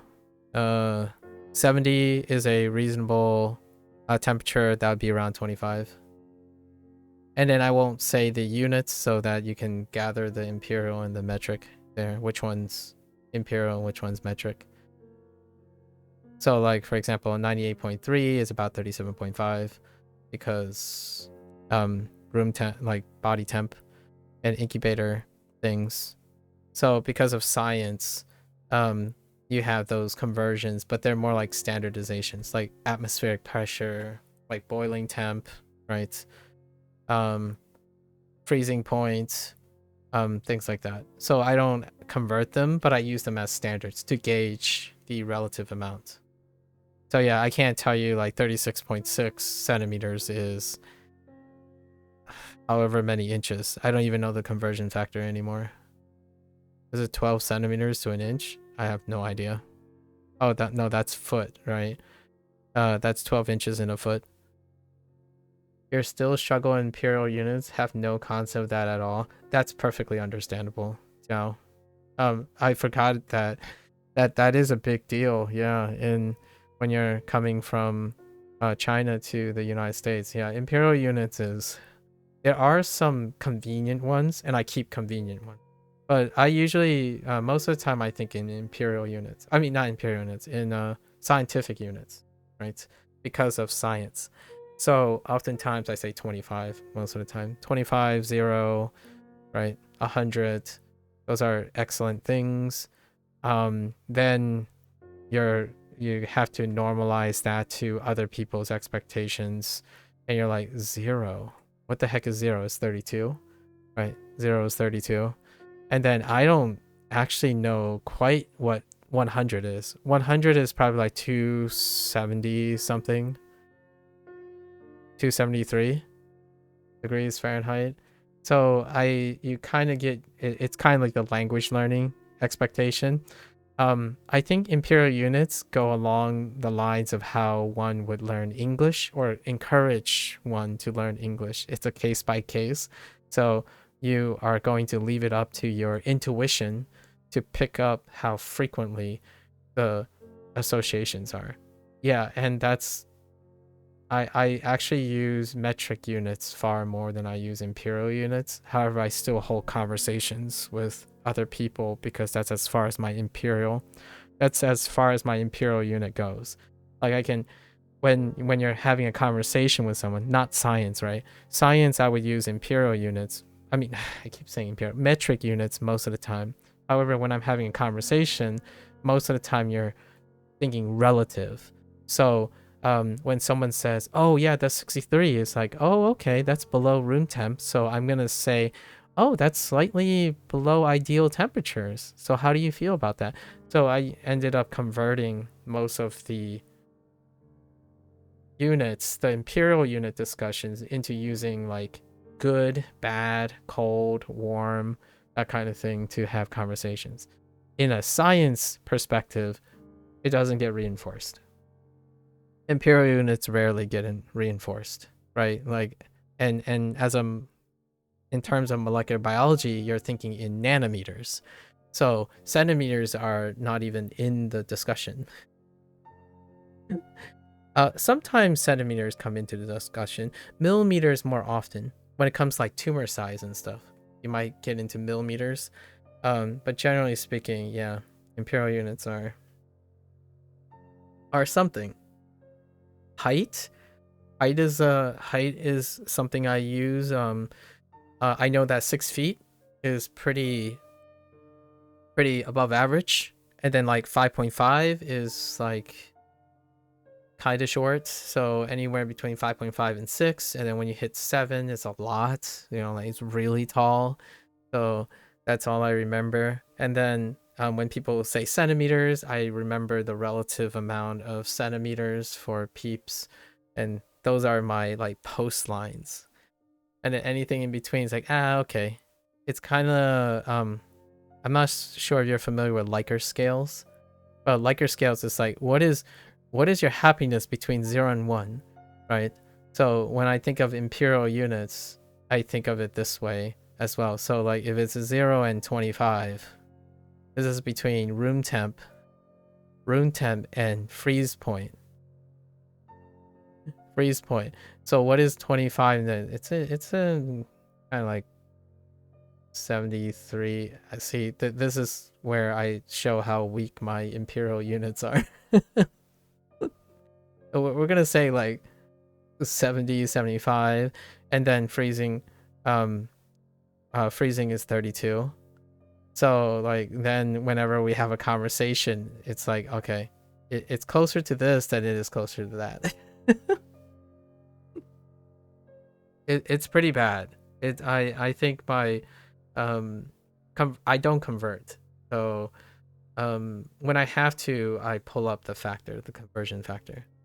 What is the conversion factor for degrees to Fahrenheit? I think it's like 5/9 or something.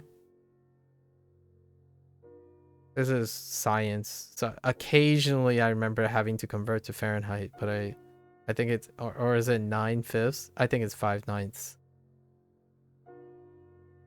Nice thing is though, if you're in science, right? If you're in science, you think of it as ratios. So as long as you know the conversion factor, you can kind of still do it in your head, but you want to buy your time. I buy my time all the time. That was a very poorly phrased. But when someone says, oh yeah, it's 13 here right now, and I'm like, oh, 13 there, huh? And then I'm converting it in my head as I'm saying that. So I would like, oh, so is this cold for you or is this warm for you? Meanwhile, I'm converting it in my head. So I'm asking the person a question about, is that good or bad when you're saying it's 13 degrees, right? And I know the relative range. So I know the relative range of the conversation, right? So I'm giving away everything. So if it's within this relative range, so chances are that, like for temperature, for example, when they're talking in this range, typically it would end up being Fahrenheit, typically. And then this would be typically Celsius. And then there are some extraneous conditions. However, we have to remember that behaviorally, when it's outside of these ranges, they would be talking about whether it's really cold, or hot. So I would ask them a question like, oh, so is it cold or hot there? Meanwhile, I'm getting ready to either say Fahrenheit or degrees Celsius.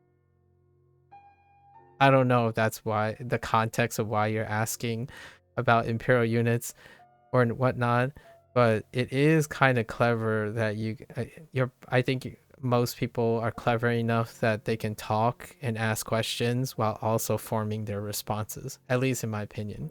So I get away with this. I am very terrible with imperial units.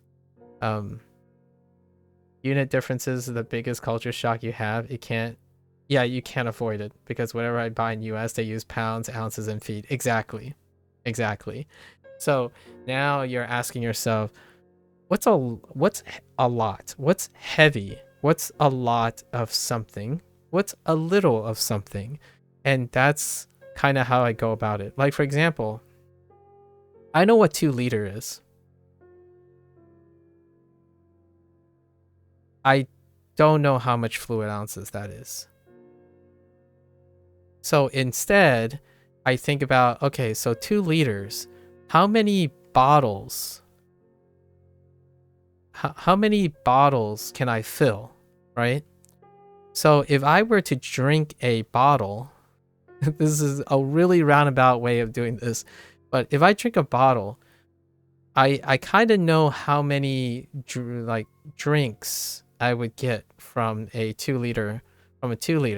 So then I could get a bottle, which is typically either 12 fluid ounces or 16 fluid ounces, if it has some keywords. So it's anywhere between these two, right? So then I could get an idea of like what a fluid ounce is again. Yeah, I do this all the time. When I look at something that's metric, I'm like, oh, okay, I know that. And then suddenly, and that's not, it's not normalized by my American growth. Like, in fact, I think using words as opposed to a form of measurement is far more common when I talk to people. So oftentimes they would say a can of something, a bottle of something. So it's going to be a range of volumes. So a can vary from a specific volume, like volume X to volume Y. So the question is, do you want at least this much, or sorry, if you want at least this much or at most this much. And that's kind of how I buy things a lot of times. When someone says, oh yeah, that's 3 pounds of beef, I'm like, is that a lot or is that a little? What is that in kilos? It happens a lot. Feet, maybe not as much. Okay, feet is weird because it's a case by case. If you're talking about height, I'm okay with it. If you're talking about distance, not okay. not very good. So if you're talking about feet as a form of measure of distance, I'm like, 16 feet a lot. Now, there is, because range has a lower range, right? I mean, sorry, height has a lower range, right? It has a lower range. The resolution is not that dramatic. In feet, you're like, okay, so I ran a 1K to, I ran 1K. How much is that in feet? I have no idea. Like, so what you try to do is you try to normalize it to a mile, because a mile is about, see, that doesn't help either. 1 kilometer, that doesn't help either. Like, or like 1K, like 1,000 kilometers. Not 1,000 kilometers. I don't know. Like 1 kilometer. I don't know.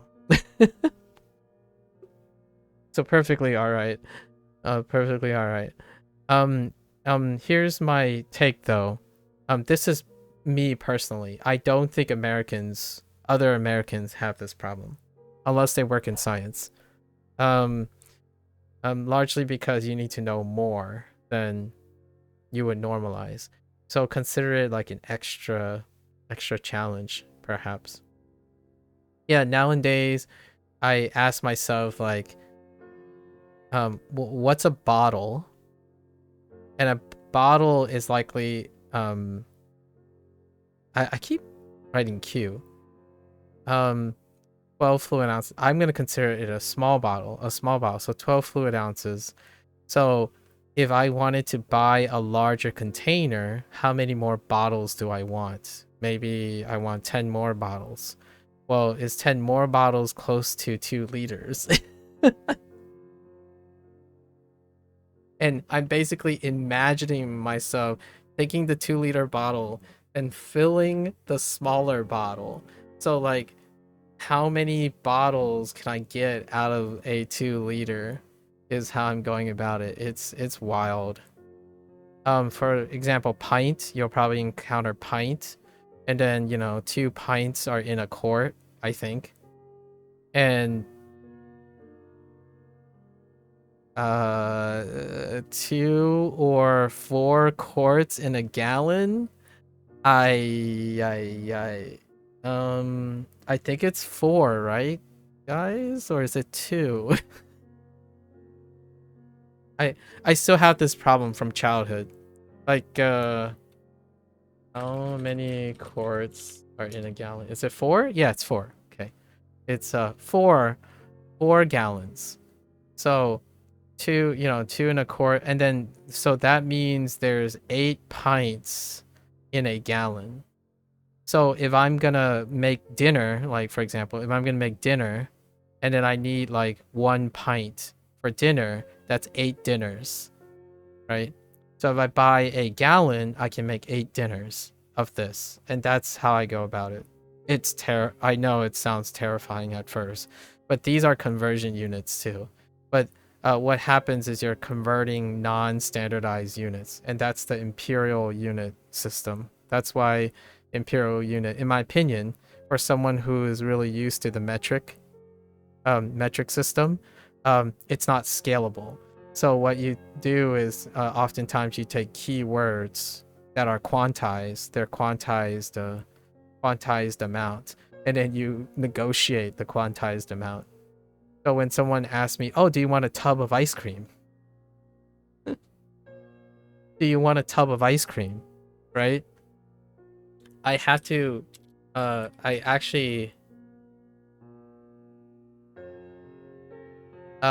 actually looked at tub of ice cream before.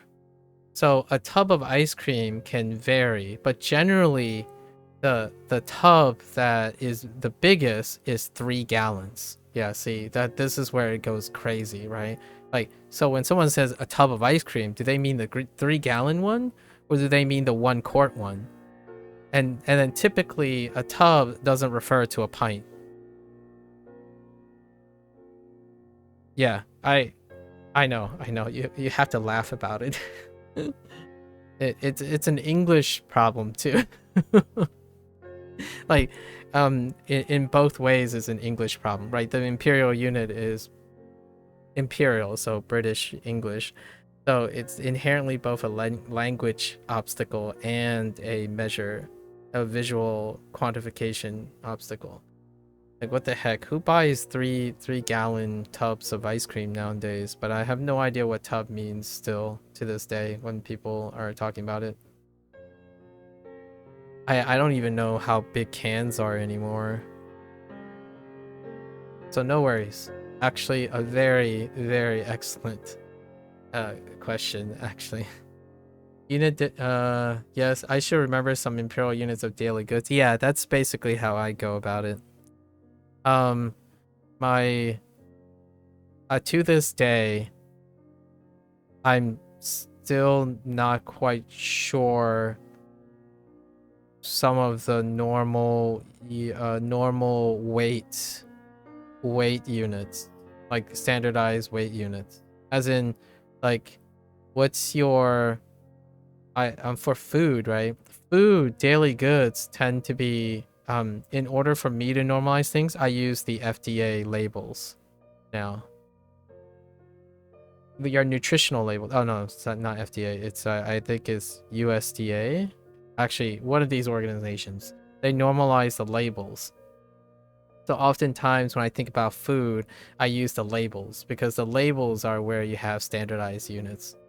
The problem with that sometimes is they also use percent, and percent, we don't have to talk about percent. Percent is not a unit.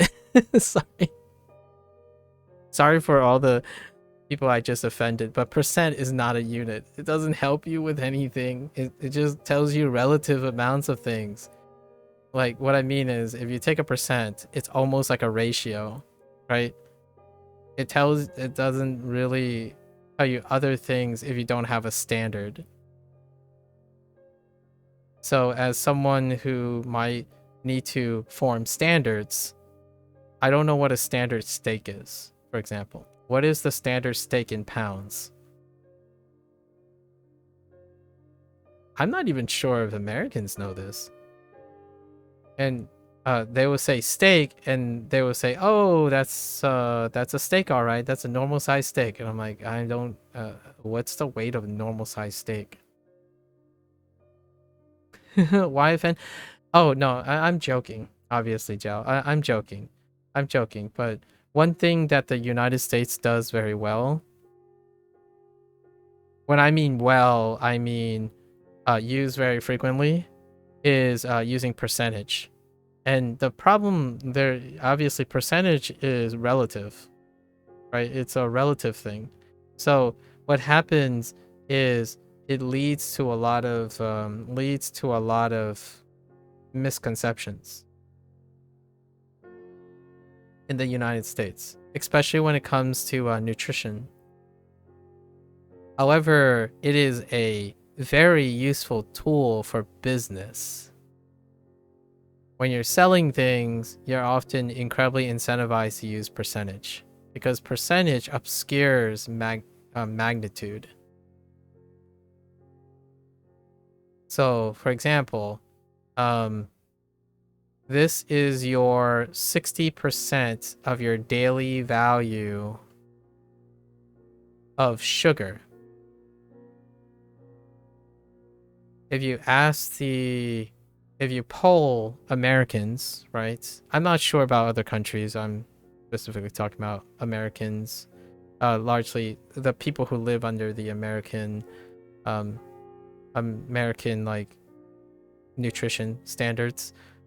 What is that? What is 60% daily value of sugar? Like, what is that? It's not the same when you say 60%. When you say 60%, you could say, okay, so it is useful in the sense that if you have 60% one and then 40% from another, then you would say, yeah, it's 60 and 40%. That's 100%. So no more sugar for you for the day. And it can work provided that there's serving size understandings, right? You can circumvent that by saying, what is the literal amount? Like, say 60% is, I don't know what the recommendation nowadays is, but if it's 60%, it's like, we're gonna say like 24 grams of sugar. And then this is, maybe it's like 28, something like that. And then this is 14 grams. So you get like around 42. It's not exact. I think it's between 36 and, I give ranges, but I think the exact number is probably 42. But so when you're thinking about it, I think of it as grams. However, the biggest, this is usually in parentheses and kind of offset. The biggest number that people use in labels and stuff is percentage. Percent is a good marketing trick. Yes, it obscures the magnitude. It obscures like the literal volume and the weight and whatnot. And here's the thing. It's useful in the same way that I'm saying imperial units are useful to remember in a sense of approaching from a practical standpoint. So if you treat, that's not how you spell practical. Don't worry about it. Oh, maybe that's how you spell practical. It's the approach to my use of the imperial unit is the same as the practical use of percentages. So when you have daily value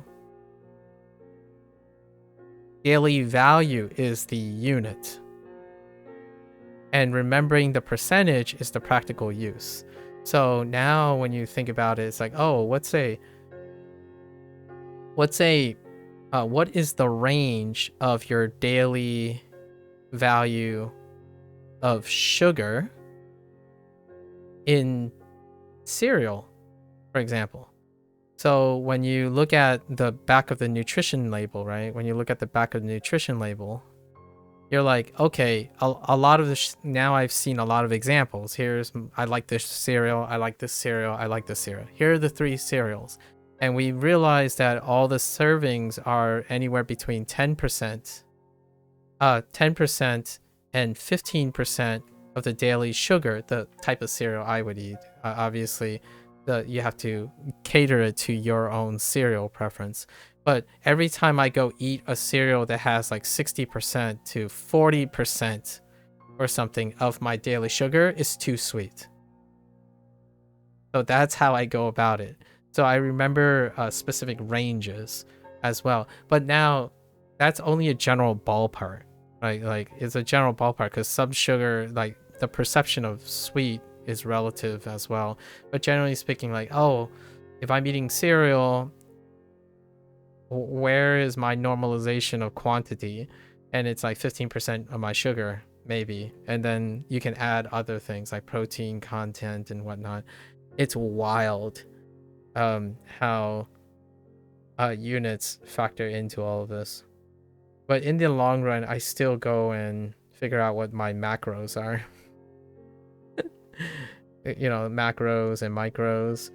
So they are often all measured in like grams or kilos, not pounds And what's smaller than a pound? Ounces? Obviously this way. It's really fun though. I'm kind of curious how your experience is going to be moving forward. Um, I, I can't tell you how much is a lot of cereal and how much is a little cereal. I don't eat cereal too much. Or how much is a lot of meat and how much is a little meat. Like, what is the average burger patty? Average burger patty. See, that's terrible how the question I just asked. It's between 4 and 6 ounces. So half a pound? Wait, is it 12 ounces in a pound? I'm basically illustrating how little I know about the imperial system. Ounces in a pound. 16 ounces in a pound. Okay, so 1/4. So see, now I'm thinking, so how I would say it is an average patty in a burger is between 4 and 6 ounces. So in the future, when I think of a pound of meat, right? How many burgers can I get from a pound of meat? Well, now I know that it's 16 ounces. So that means I can get about 4 patties from a pound of meat. And that gives me a relative idea of, oh, okay, 1 pound of meat, that's kind of a lot. You know? Doesn't have to make sense. Or it makes sense to you, like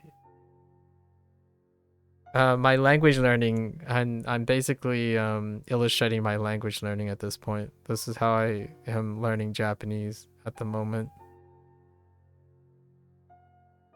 It's just a complaint. No, it's perfectly fine. I think it's fun. Yeah, I'm glad you're sharing these things. I love to hear these things. We can laugh about it and talk about it. In fact, when we talk about it and stuff, it kind of reminds us that it's not so bad, you know? We talk about it, we have laughs. We can be angry together at something too. That makes it so that it's something either relatable or not relatable. And what it means is it makes your life a little bit more brighter, you know? In my opinion, or more interesting. You bought a beef 2.36 pounds, which is about 1 kilogram. Oh, I see. I see. You can make a lot of burgers with that. I just figured out now that you can make a lot of burgers with that. You can make at least 8 burgers. Nice. At least 8 burgers. That's where we're getting our memory, you know? That's our mnemonic. It's our mnemonic. I do use mnemonics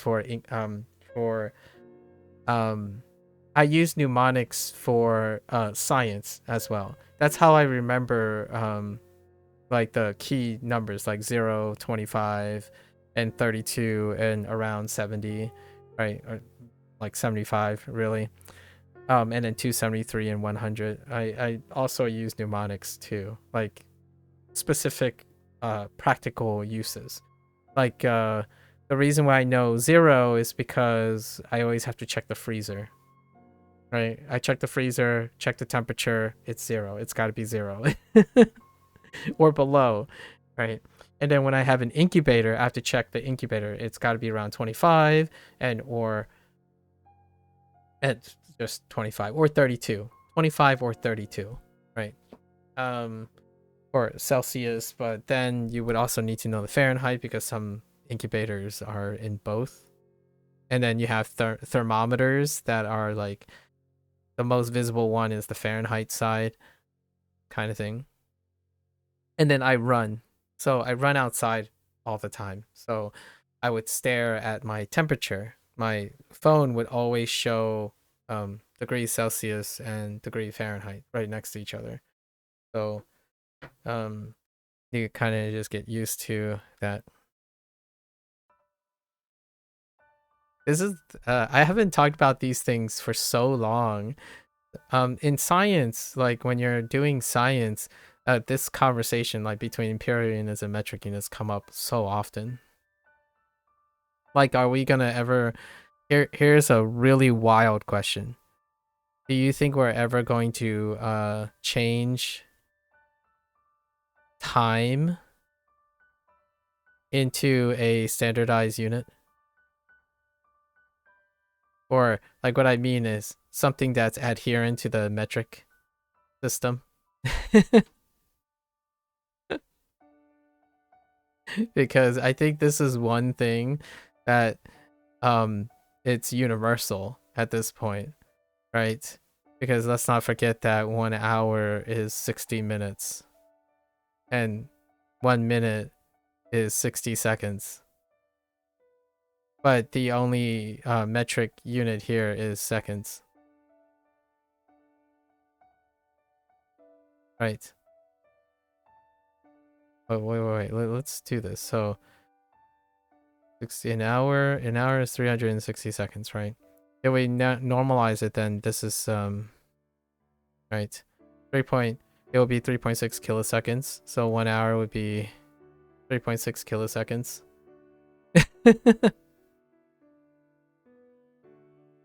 Did I do that right? I hope I did that right. 60 times 60, 360, 3600. Yeah. So then you move the decimal 3 places to the left for kilo. So 3.6 kiloseconds per hour. So we could convert the 24-hour clock into whatever 24 hours times 3.6. I can't do that math. I promise I'm not fully Chinese. I can't do this in my head. I'm kidding. Sorry. I'm playing on the stereotype. I'm not that great at math. And my math is sufficient, but not that great. I rely on technology. Sorry, ancestors.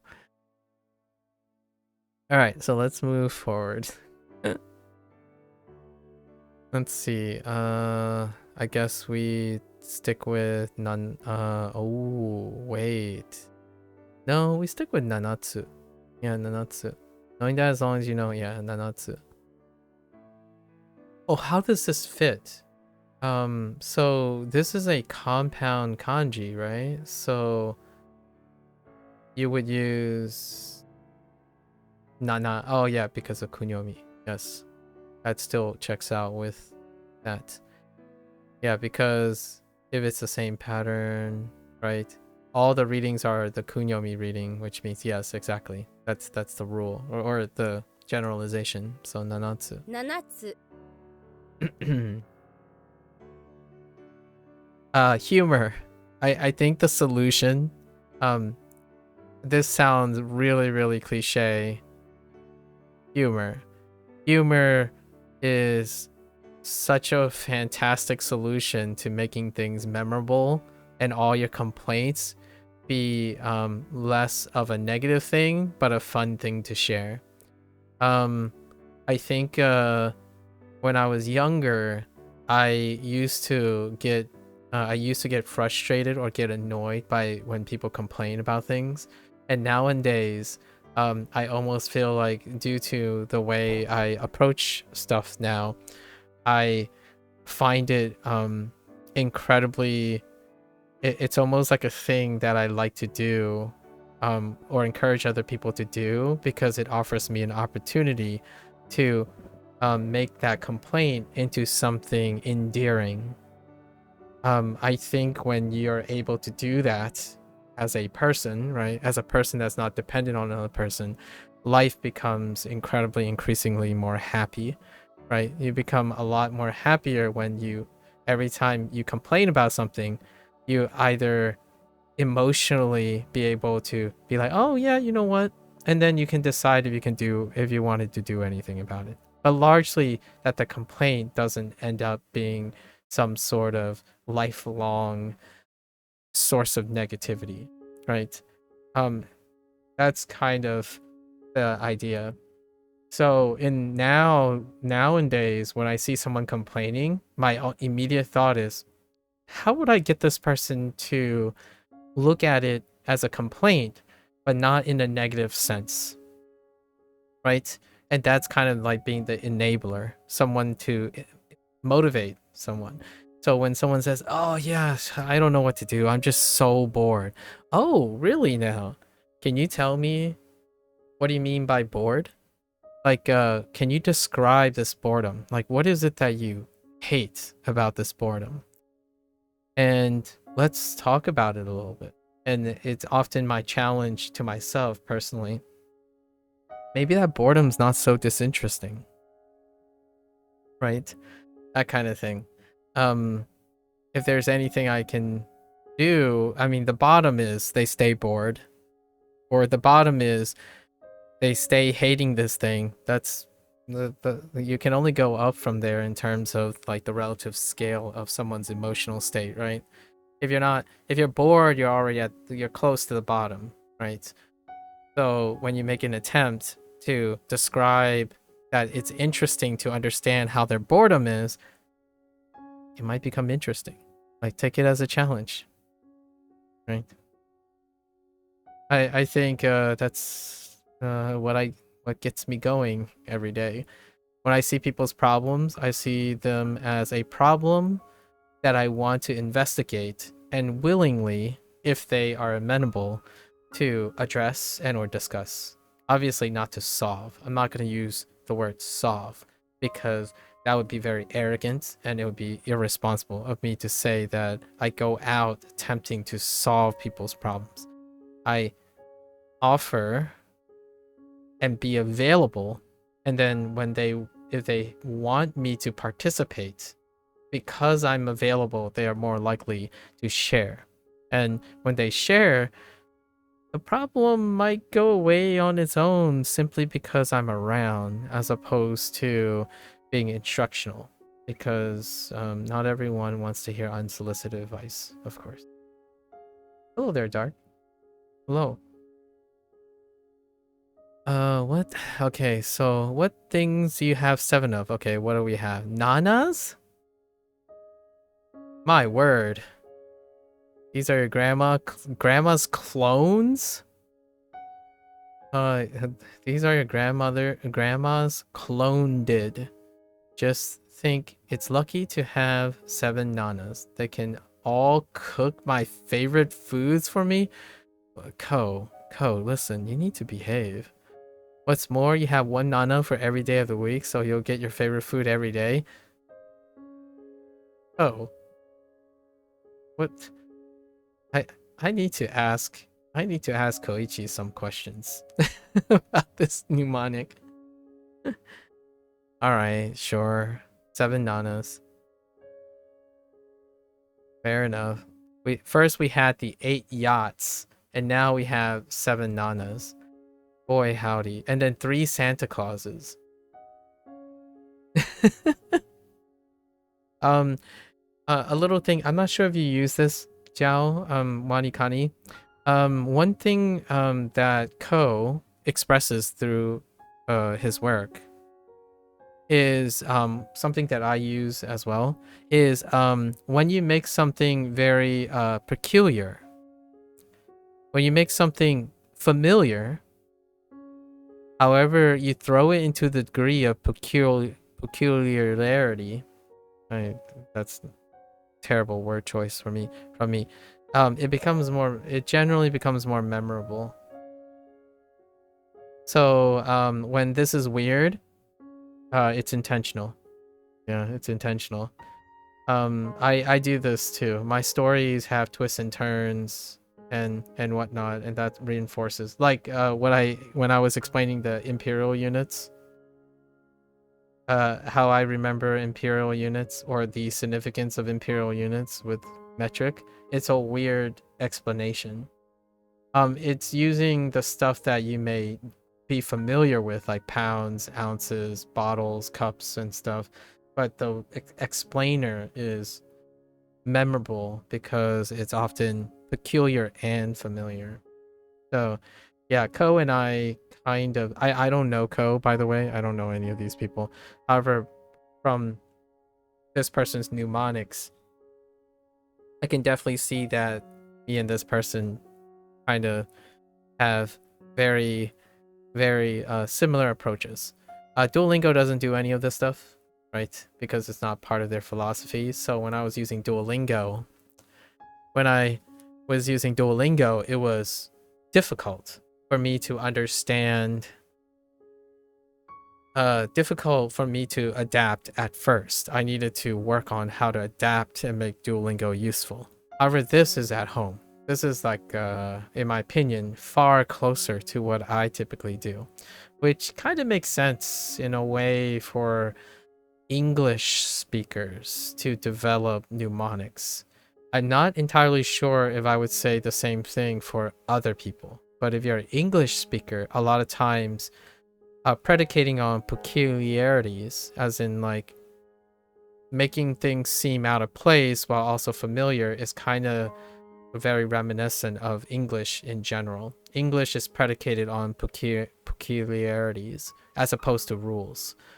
So when you're explaining mnemonics and stuff, that might actually end up bleeding into that too.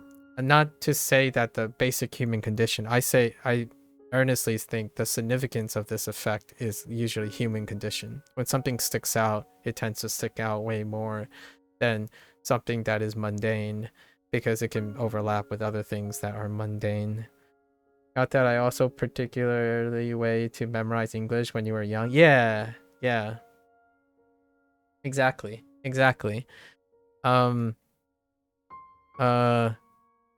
Wait. I was gonna give an example from science.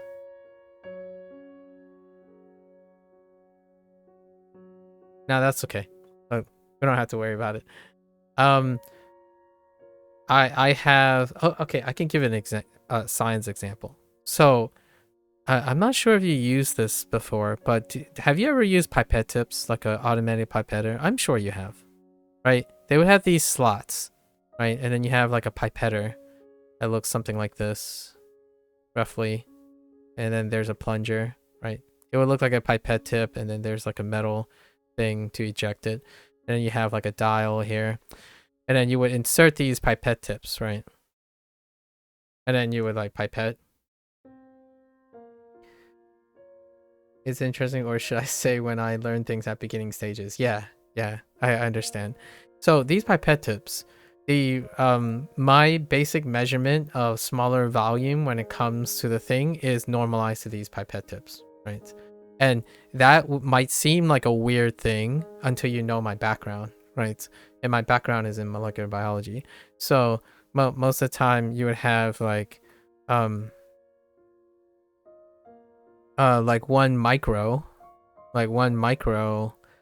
microliter is very small, right? 1 microliter is very small. However, 10 microliters is common, right? 100 microliters is even, it's between these. These are the common ranges, but this is the striation of things, and it's still, the units itself didn't change, and largely it's due to application. And then it's suddenly, once you get to 1,000, is 1 milliliter, right? And anything from 500 mils to, whoops, not mils, 100.5 microliter, 5 mils or 500 microliters is kind of, these are significant numbers. These are significant volumes and whatnot because of normalization to this thing. So none of these units might have memorable qualities, because like, what the heck, 1 microliter? Like, what are you picturing with 1 microliter? Why is 10 microliters important and 100? It's because of these pipetters. There's a specific range of sensitivity on the various pipetter volumes, and that's why these volumes become landmarks. And that's a way to remember specific things, because they're specific to you. Or maybe like if you bump into another scientist or something, or like another wet lab molecular biologist or what have you, you'll probably find someone like, oh yeah, I know exactly what you're talking about. So this, I'm like, what the heck, dude? You want 9 grandmas?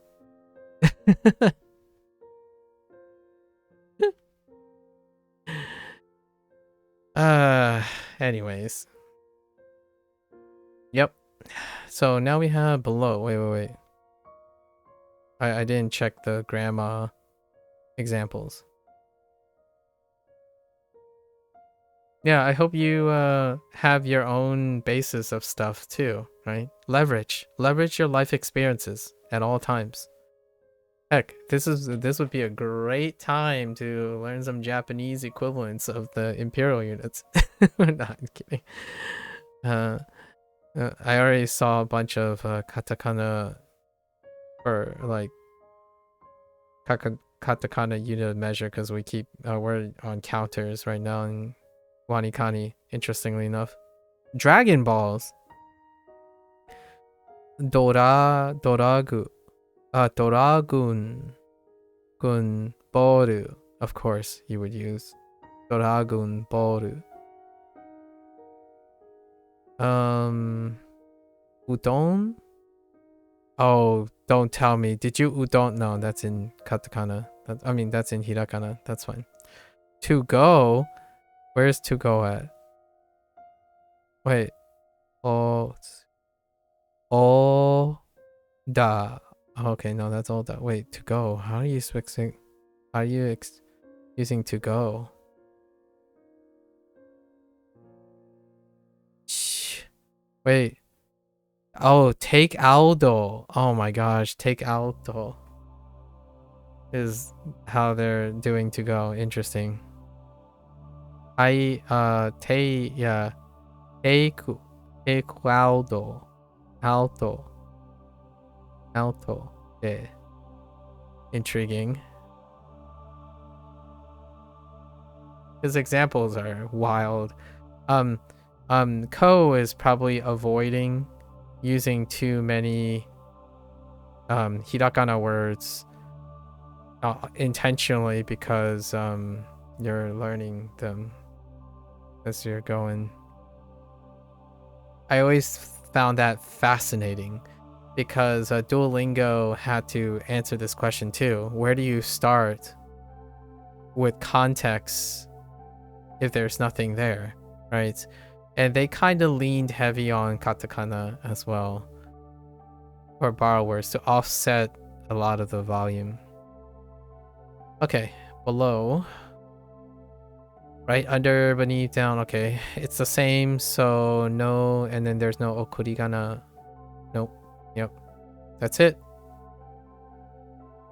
It tends to steal the meaning. I like this phrasing, is interesting. It tends to steal the meaning of the kanji, personifying the characters. Shita. Yep. Shita. Shita. Shita. When a vocab is a so when it's alone, it usually uses the kunyomi. I gotta keep remembering that. It usually uses the kunyomi unless it's a number. Numbers are exceptions so far. You learned the onyomi, right? The onyomi was and now we need to know the kunyomi. So shita. What's below you? What's below your foot? Oh no, the worst thing, please. It's shita.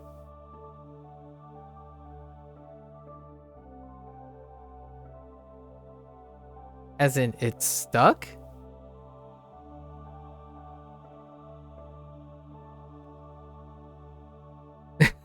Wait.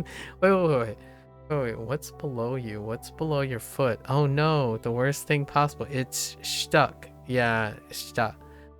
I think I would I don't have a mnemonic for this, but immediately I'm thinking what's the worst thing? Oh, what's the worst thing below you though?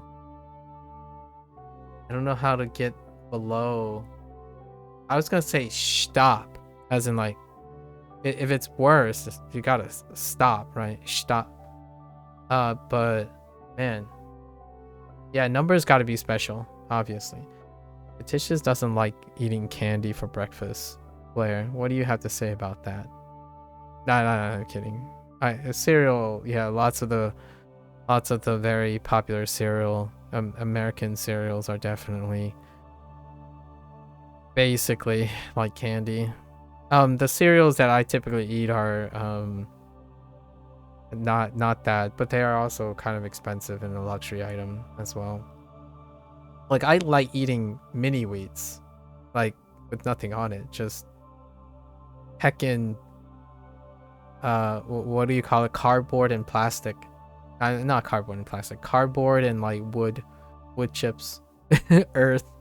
I don't know what you classify as the mini wheats, but it's basically crunching on dietary fiber. I like the texture and crunch of if I were to buy cereal. I haven't bought cereal. And then maybe I would add like my own cinnamon or something. Or you could get like cinnamon mini wheats. And just the cinnamon aspect is sufficient for me. Like plain Cheerios. Or maybe multigrain Cheerios. Shita? Yeah, shita. Oh, no. Oh, no. Oh, no, that's not what they're going for. I was gonna say maybe it's like an exclamatory. This one's kind of rough, but it's saying the your foot is stuck, probably. It's shita. When you look down, right? When you look down below your foot, it's like, oh yeah, it's shita. Frosted mini wheats, your beloved. Yeah, frosted mini wheats is kind of nice when you want some sugar in your life. Betto no shita. Betto no peiji no shita. Table no shita. Downstairs. Wait, what did you use for downstairs? Shita no furoa. Oh my goodness. Furoa. Okay. I'm basically trying to see if Ko relents and uses some hiragana. He clearly is avoiding kanji at all costs. What about, oh no, hamsta is fine. Is there anything? No, there's nothing there. Downstairs is interesting. Furoa.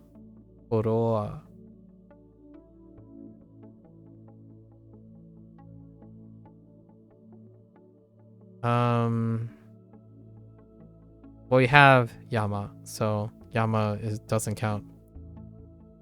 Oh, this one's actually a full sentence. Yeah. Yama no shita ni ookii restaurant ga aru yo. Aru yo. This one was a reach. Alright, let's go to the next one. I don't think I'm gonna get to Duolingo again.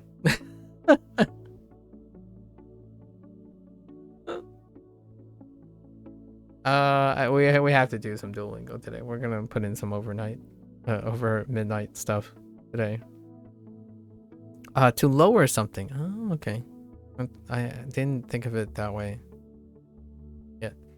Okay, to hang something, yes. This word consists of kanji with hiragana attached. So what did they call this then? Okurigana, right? Okurigana.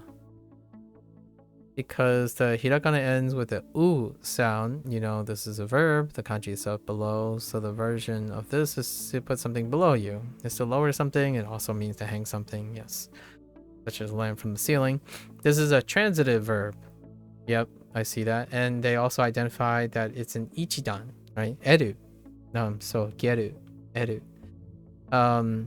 Which means that the verb is done by one entity onto another. In other words, you lower something, like you're impossibly high expectations for yourself. Take it easy.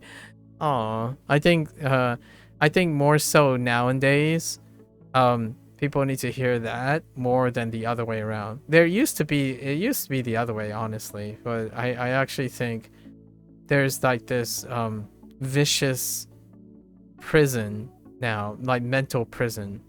You're reinforced with high expectations, But since you haven't started anything, there's no experience with what like effort related to that high expectation. They're kind of like stuck in this vicious cycle where you can be perceived as lazy, but laziness requires an understanding of what is hard or effortful. However, impossibly high expectations reinforced by the internet is creating an inability to start to gain that expectation, right? So then it's just looping in circles. Like, to do something requires you to appreciate what is hard or not being lazy. You have to start. But then there's incredible high expectations depicted on the internet to prevent you from getting that experience in order to fight and combat the high expectations, right? Expectation is developed and standard is developed of yourself predicated on your experiences. So you can get this like no-win situation where like it's the chicken or the egg, but you still need the egg for the chicken and you need the chicken for the egg, right? Kind of like how do you make money? Have money first. That's kind of one of those vicious things. And I feel like nowadays, yeah, like you're impossibly high expectations for yourself. Yeah, take it easy. Take it easy, folks. For those that are applicable, obviously. For individuals who are lacking experience, my like blanketed statement is take a chance. Take a chance. Flip a coin, right? Blair, flip a coin. Take a chance. Without that experience, expectations and what is high, what is low expectations, it doesn't go anywhere.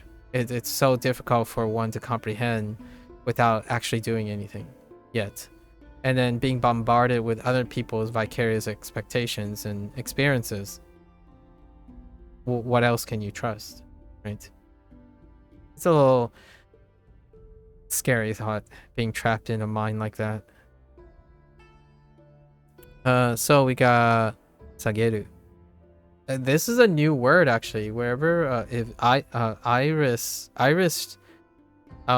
said, did I encounter any unfamiliar words yet? This is technically unfamiliar. I've seen it a couple of times, but not I didn't formally learn this. Sageru. Like this specific one, sageru. Interesting. 下げる下げる Ooh, I heard a little bit of nga. 下げる Sageru. Just a slight nga. Like slight. Sageru. That's kind of telling of where, like, how potentially how much older the person is, or where they might, like, what kind of company that they have. Sangeru. Flipping a coin to decide whether you have high or low expectations for a certain thing that day. Ooh, yeah.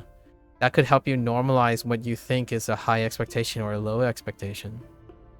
Yeah. Mm-hmm. That's a good one.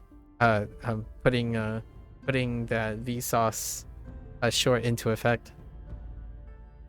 Since this word has okurigana, right? You know that it's probably going to be the kunyomi. Yes. So, excuse me.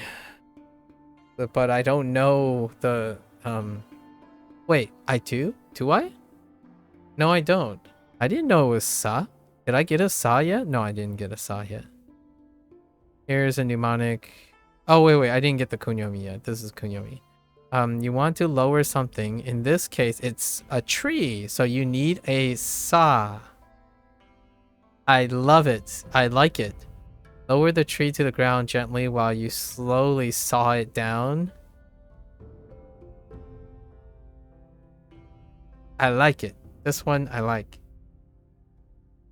Yeah, I heard sangaru. Yeah, sangaru. Yeah.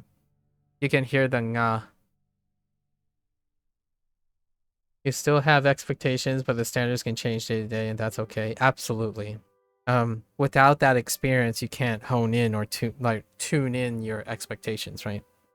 it's difficult to gauge your expectations without engaging in normalize, like tweaking the expectations. So while it changes day to day, it becomes refined and more fine-tuned with every attempt. And then one day you don't need the coin, you know, after developing self-awareness, sufficient self-awareness, you don't know, you can dispense with the coin, kind of like dispensing with mnemonics. But I kind of like keeping mnemonics on for as long as possible. Oh, I like this one. This one's great. Let's see if we can find any costo. Come on, man. Oh, I guess if you need to lower, you can't use kakaru. What is for volume? Bodomu. Bodumu. Bodumu. All right, you're really stretching it, Ko.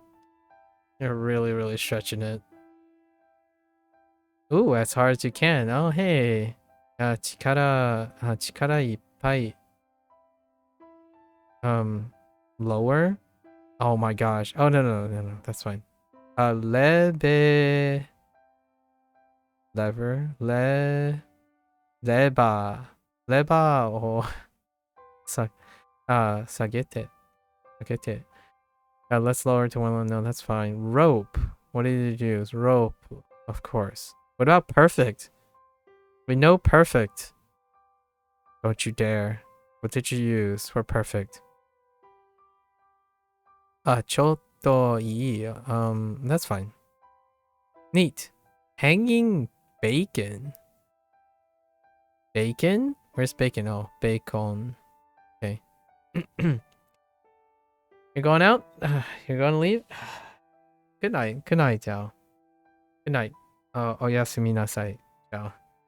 Good luck. Godspeed. I look forward to your next funny observation in life. Right? I'm back with some looking forward to your next statement. More to talk about. All right. So please give me kudasai. That's an interesting way of looking at kudasai. Please give me. Or please, right? You know that the kanji right, ka, we know that as ka means down, and sai sounds like the word sigh. Okay. You need to ask someone for something, so you look down. Okay. 明天我也会有问题. Oh. Yeah. No worries. No worries. I look forward to it. I don't know how to say 楽しみです. Or we'll just say 楽しみです. 問題に楽しみです. じゃあ you need to ask someone for something, so you look down, sigh, and say, please give me that thing. Ooh, that is tugging on my I suck at asking for help kind of thing. You're ashamed that you have to ask, but you still need it. Please give it to me. Okay, you got me on this. You only use this kanji version of kudasai when asking for something, which is why this is please give me. If you're just saying please, you don't need the kanji at all. Oh, I like that they distinguished it. Nice. Yeah. You only use the kanji version of kudasai when asking for something, which is why this is please give me. I see. Intriguing.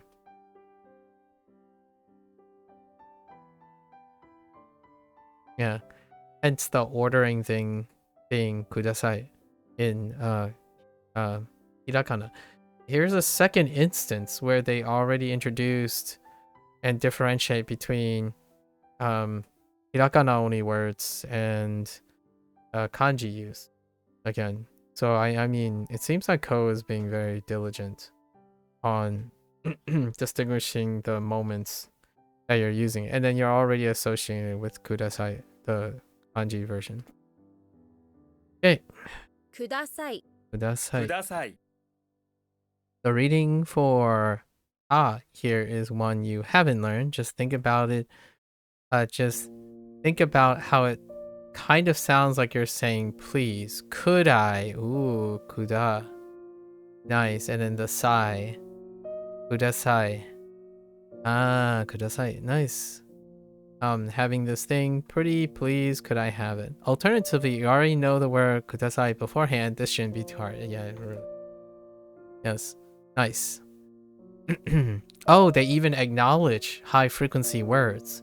So they already acknowledge that there are high frequency words that you might have seen in hiragana. So it shouldn't be hard because it's understood. Interesting.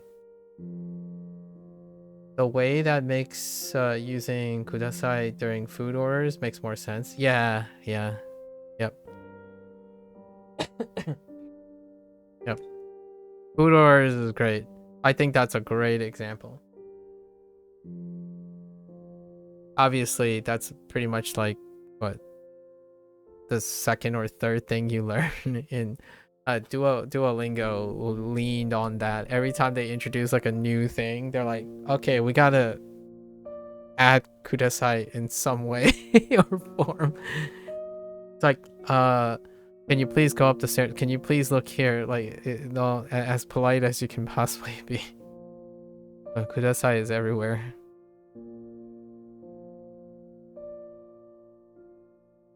Please give me advice. Please give me that one. Please email me. Interesting.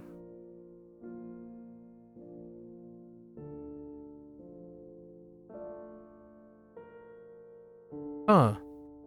So this is interesting, right? This says miso or miso ramen kudasai. So there's no o, right? Duo say you're only getting food in Japan. Yeah, basically. Only food. Thanks, Nojo. So they didn't use the O here, and I kind of understand why, and then using that. Okay, and Ningo, and then but this one is, and they still use kudasai. So that's interesting. That's very interesting contextually. Because you could say ringo o nanatsu, right? Nanatsu kudasai in kana.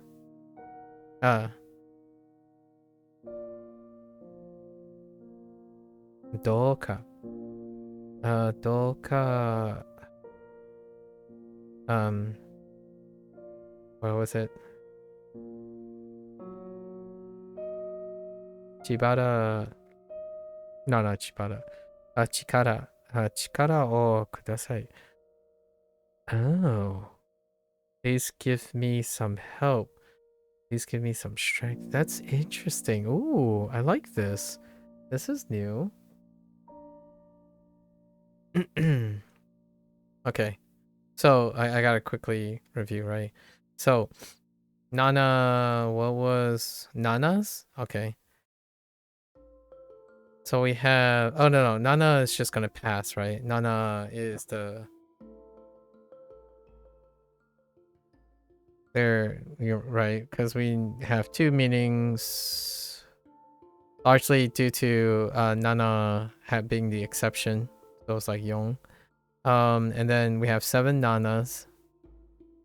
This was below our foot getting stuck. Shita.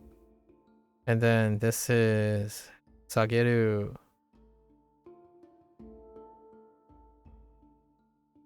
The heck? What was the reading? Sageru. Oh, saw to lower something. Sageru. Okay. Sageru. And then Sai. And Kuda. Could you, right? Kuda. Okay. Could I? Kuda. Okay. All right. That's slightly stretchy, but I think we're gonna be okay. Oh, that's the reading. And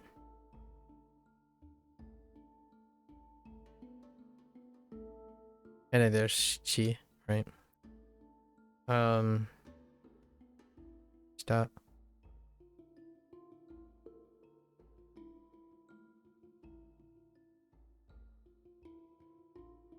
Oh.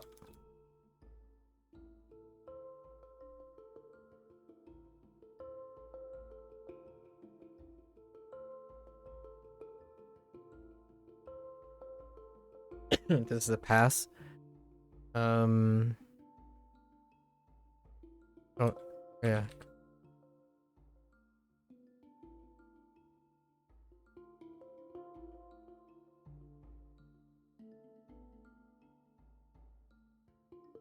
Saw, right? I get it. 2 reviews. Let's do it. Let's go. I don't want to talk about it.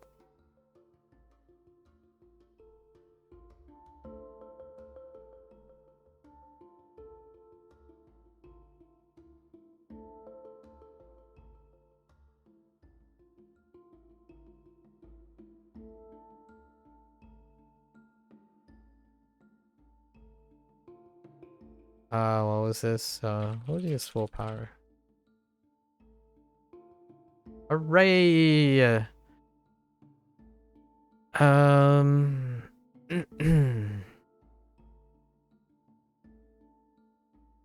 So what were our new ones? Our new ones were more numbers, right? So what do we have still? Yeah. Ichi. Ni. San. And we slowly basically did all of these with counters, right?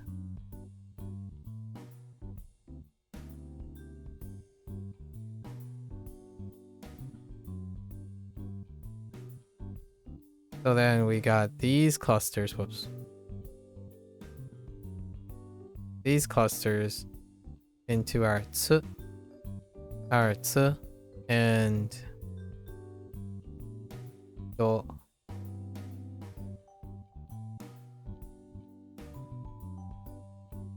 Full bars! Yeah, look at all those. Look at all these full bars. So much fun. Dopamine in excess right now. Look at these brilliant boxes. So that makes up the bulk of things, right? So, and then they chose... Oh, they chose the Neen. So the Neen... Oh, Neen is actually very specific. It's only the top 3.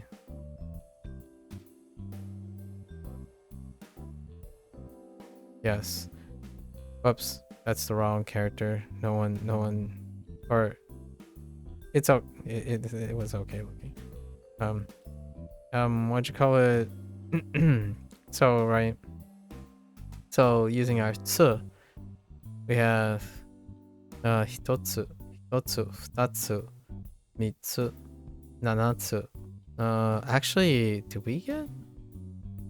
Oh, yatsu. Yeah, yatsu, kokonotsu. And I don't think we got this yet, actually. Just kidding. We're jumping the gun here.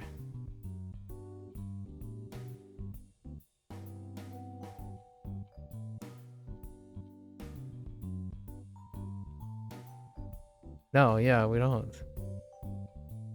Okay. Then we got other related things. Like, right,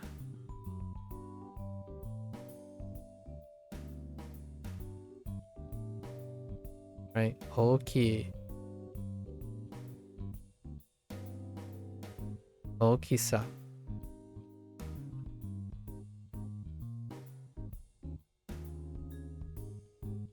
Am I being a butt? Or I just don't remember.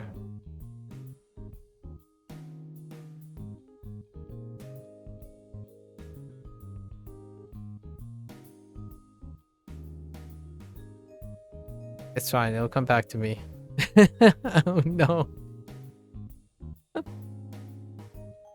Why am I drawing a blank on sa? Oh. No, wait. Why am I drawing a blank on sa? I don't remember sa. Someone help me.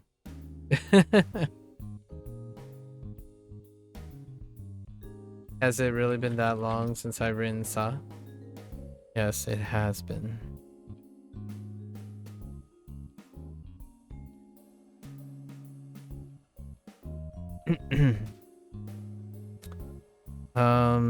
Was there something else?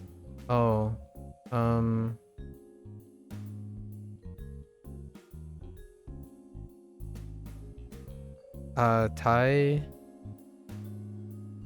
taishita. It happens, you know, it happens. Taishita. What other groupings do we have using these guys? We have Chi and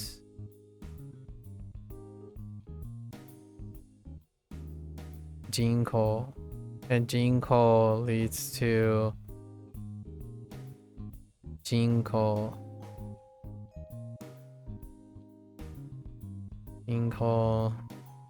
We have the combination of Kawa and Yama.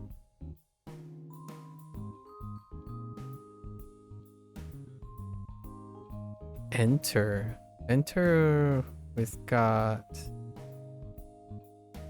Airu, right? Airu. That is not the correct character. Airu and Iriguchi, which goes back up to there.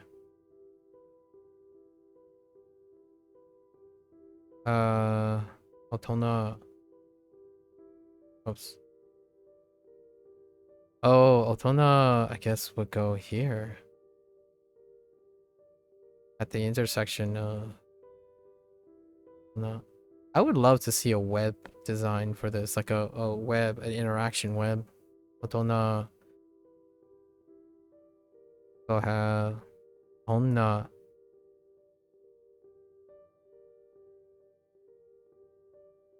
Just do Onna on its own.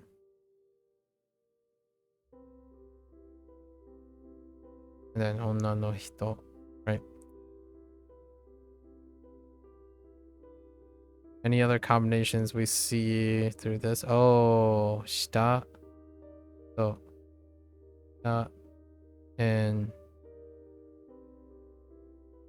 shita and ue. Oh, we didn't get ue yet, actually. Because ue is... I screwed up ue.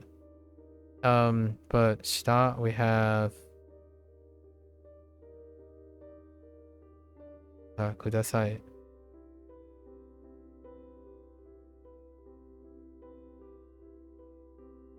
And then also... Geru. Sageru. I like their clustering already.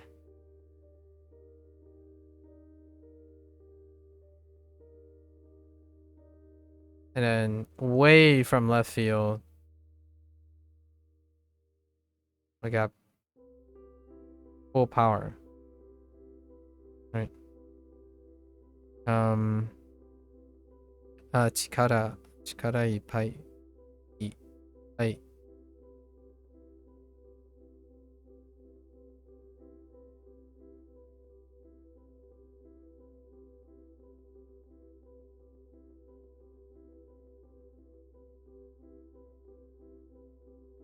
That everything? Touch upon everything, but I'm not sure if I got everything. This will become unmanageable soon, so we'll have to think of a different way to go about this in the future. Pretty good. All right, we gotta move on. We gotta switch gears. We're behind. Oh wow, this was longer than yesterday's. Oh, no, about the same. All right, folks, that's a wrap for WaniKani. Got some really good talk in, something about English idiosyncrasies as well. Ooh, so many wonderful topics. I feel like if this keeps going on, I'm basically gonna have to do a staggered series, like do something one day and then do something another day, whatnot. I am getting my homework done though. Where I'm prepping my stuff for the review, regardless if Duolingo sessions come up or not. We're prepping. What did I give myself unceremoniously yesterday? Like 9 days? I have 9 days. Yeah. Can't go much later than that because I want to have a wiggle room of 1 or 2 weeks before we start video games as well. Like a Dragon is around the corner. It looks like February or close to Lunar New Year's is like a dragon event of the year. All right. So we're gonna watch this later. Arigatou gozaimasu, right? Thank you, and for all the WaniKani enthusiasts out there. Mata ne. Ja ne. Right. I'm gonna get up, take a quick bathroom break, and I'll be back for Hansa Hero.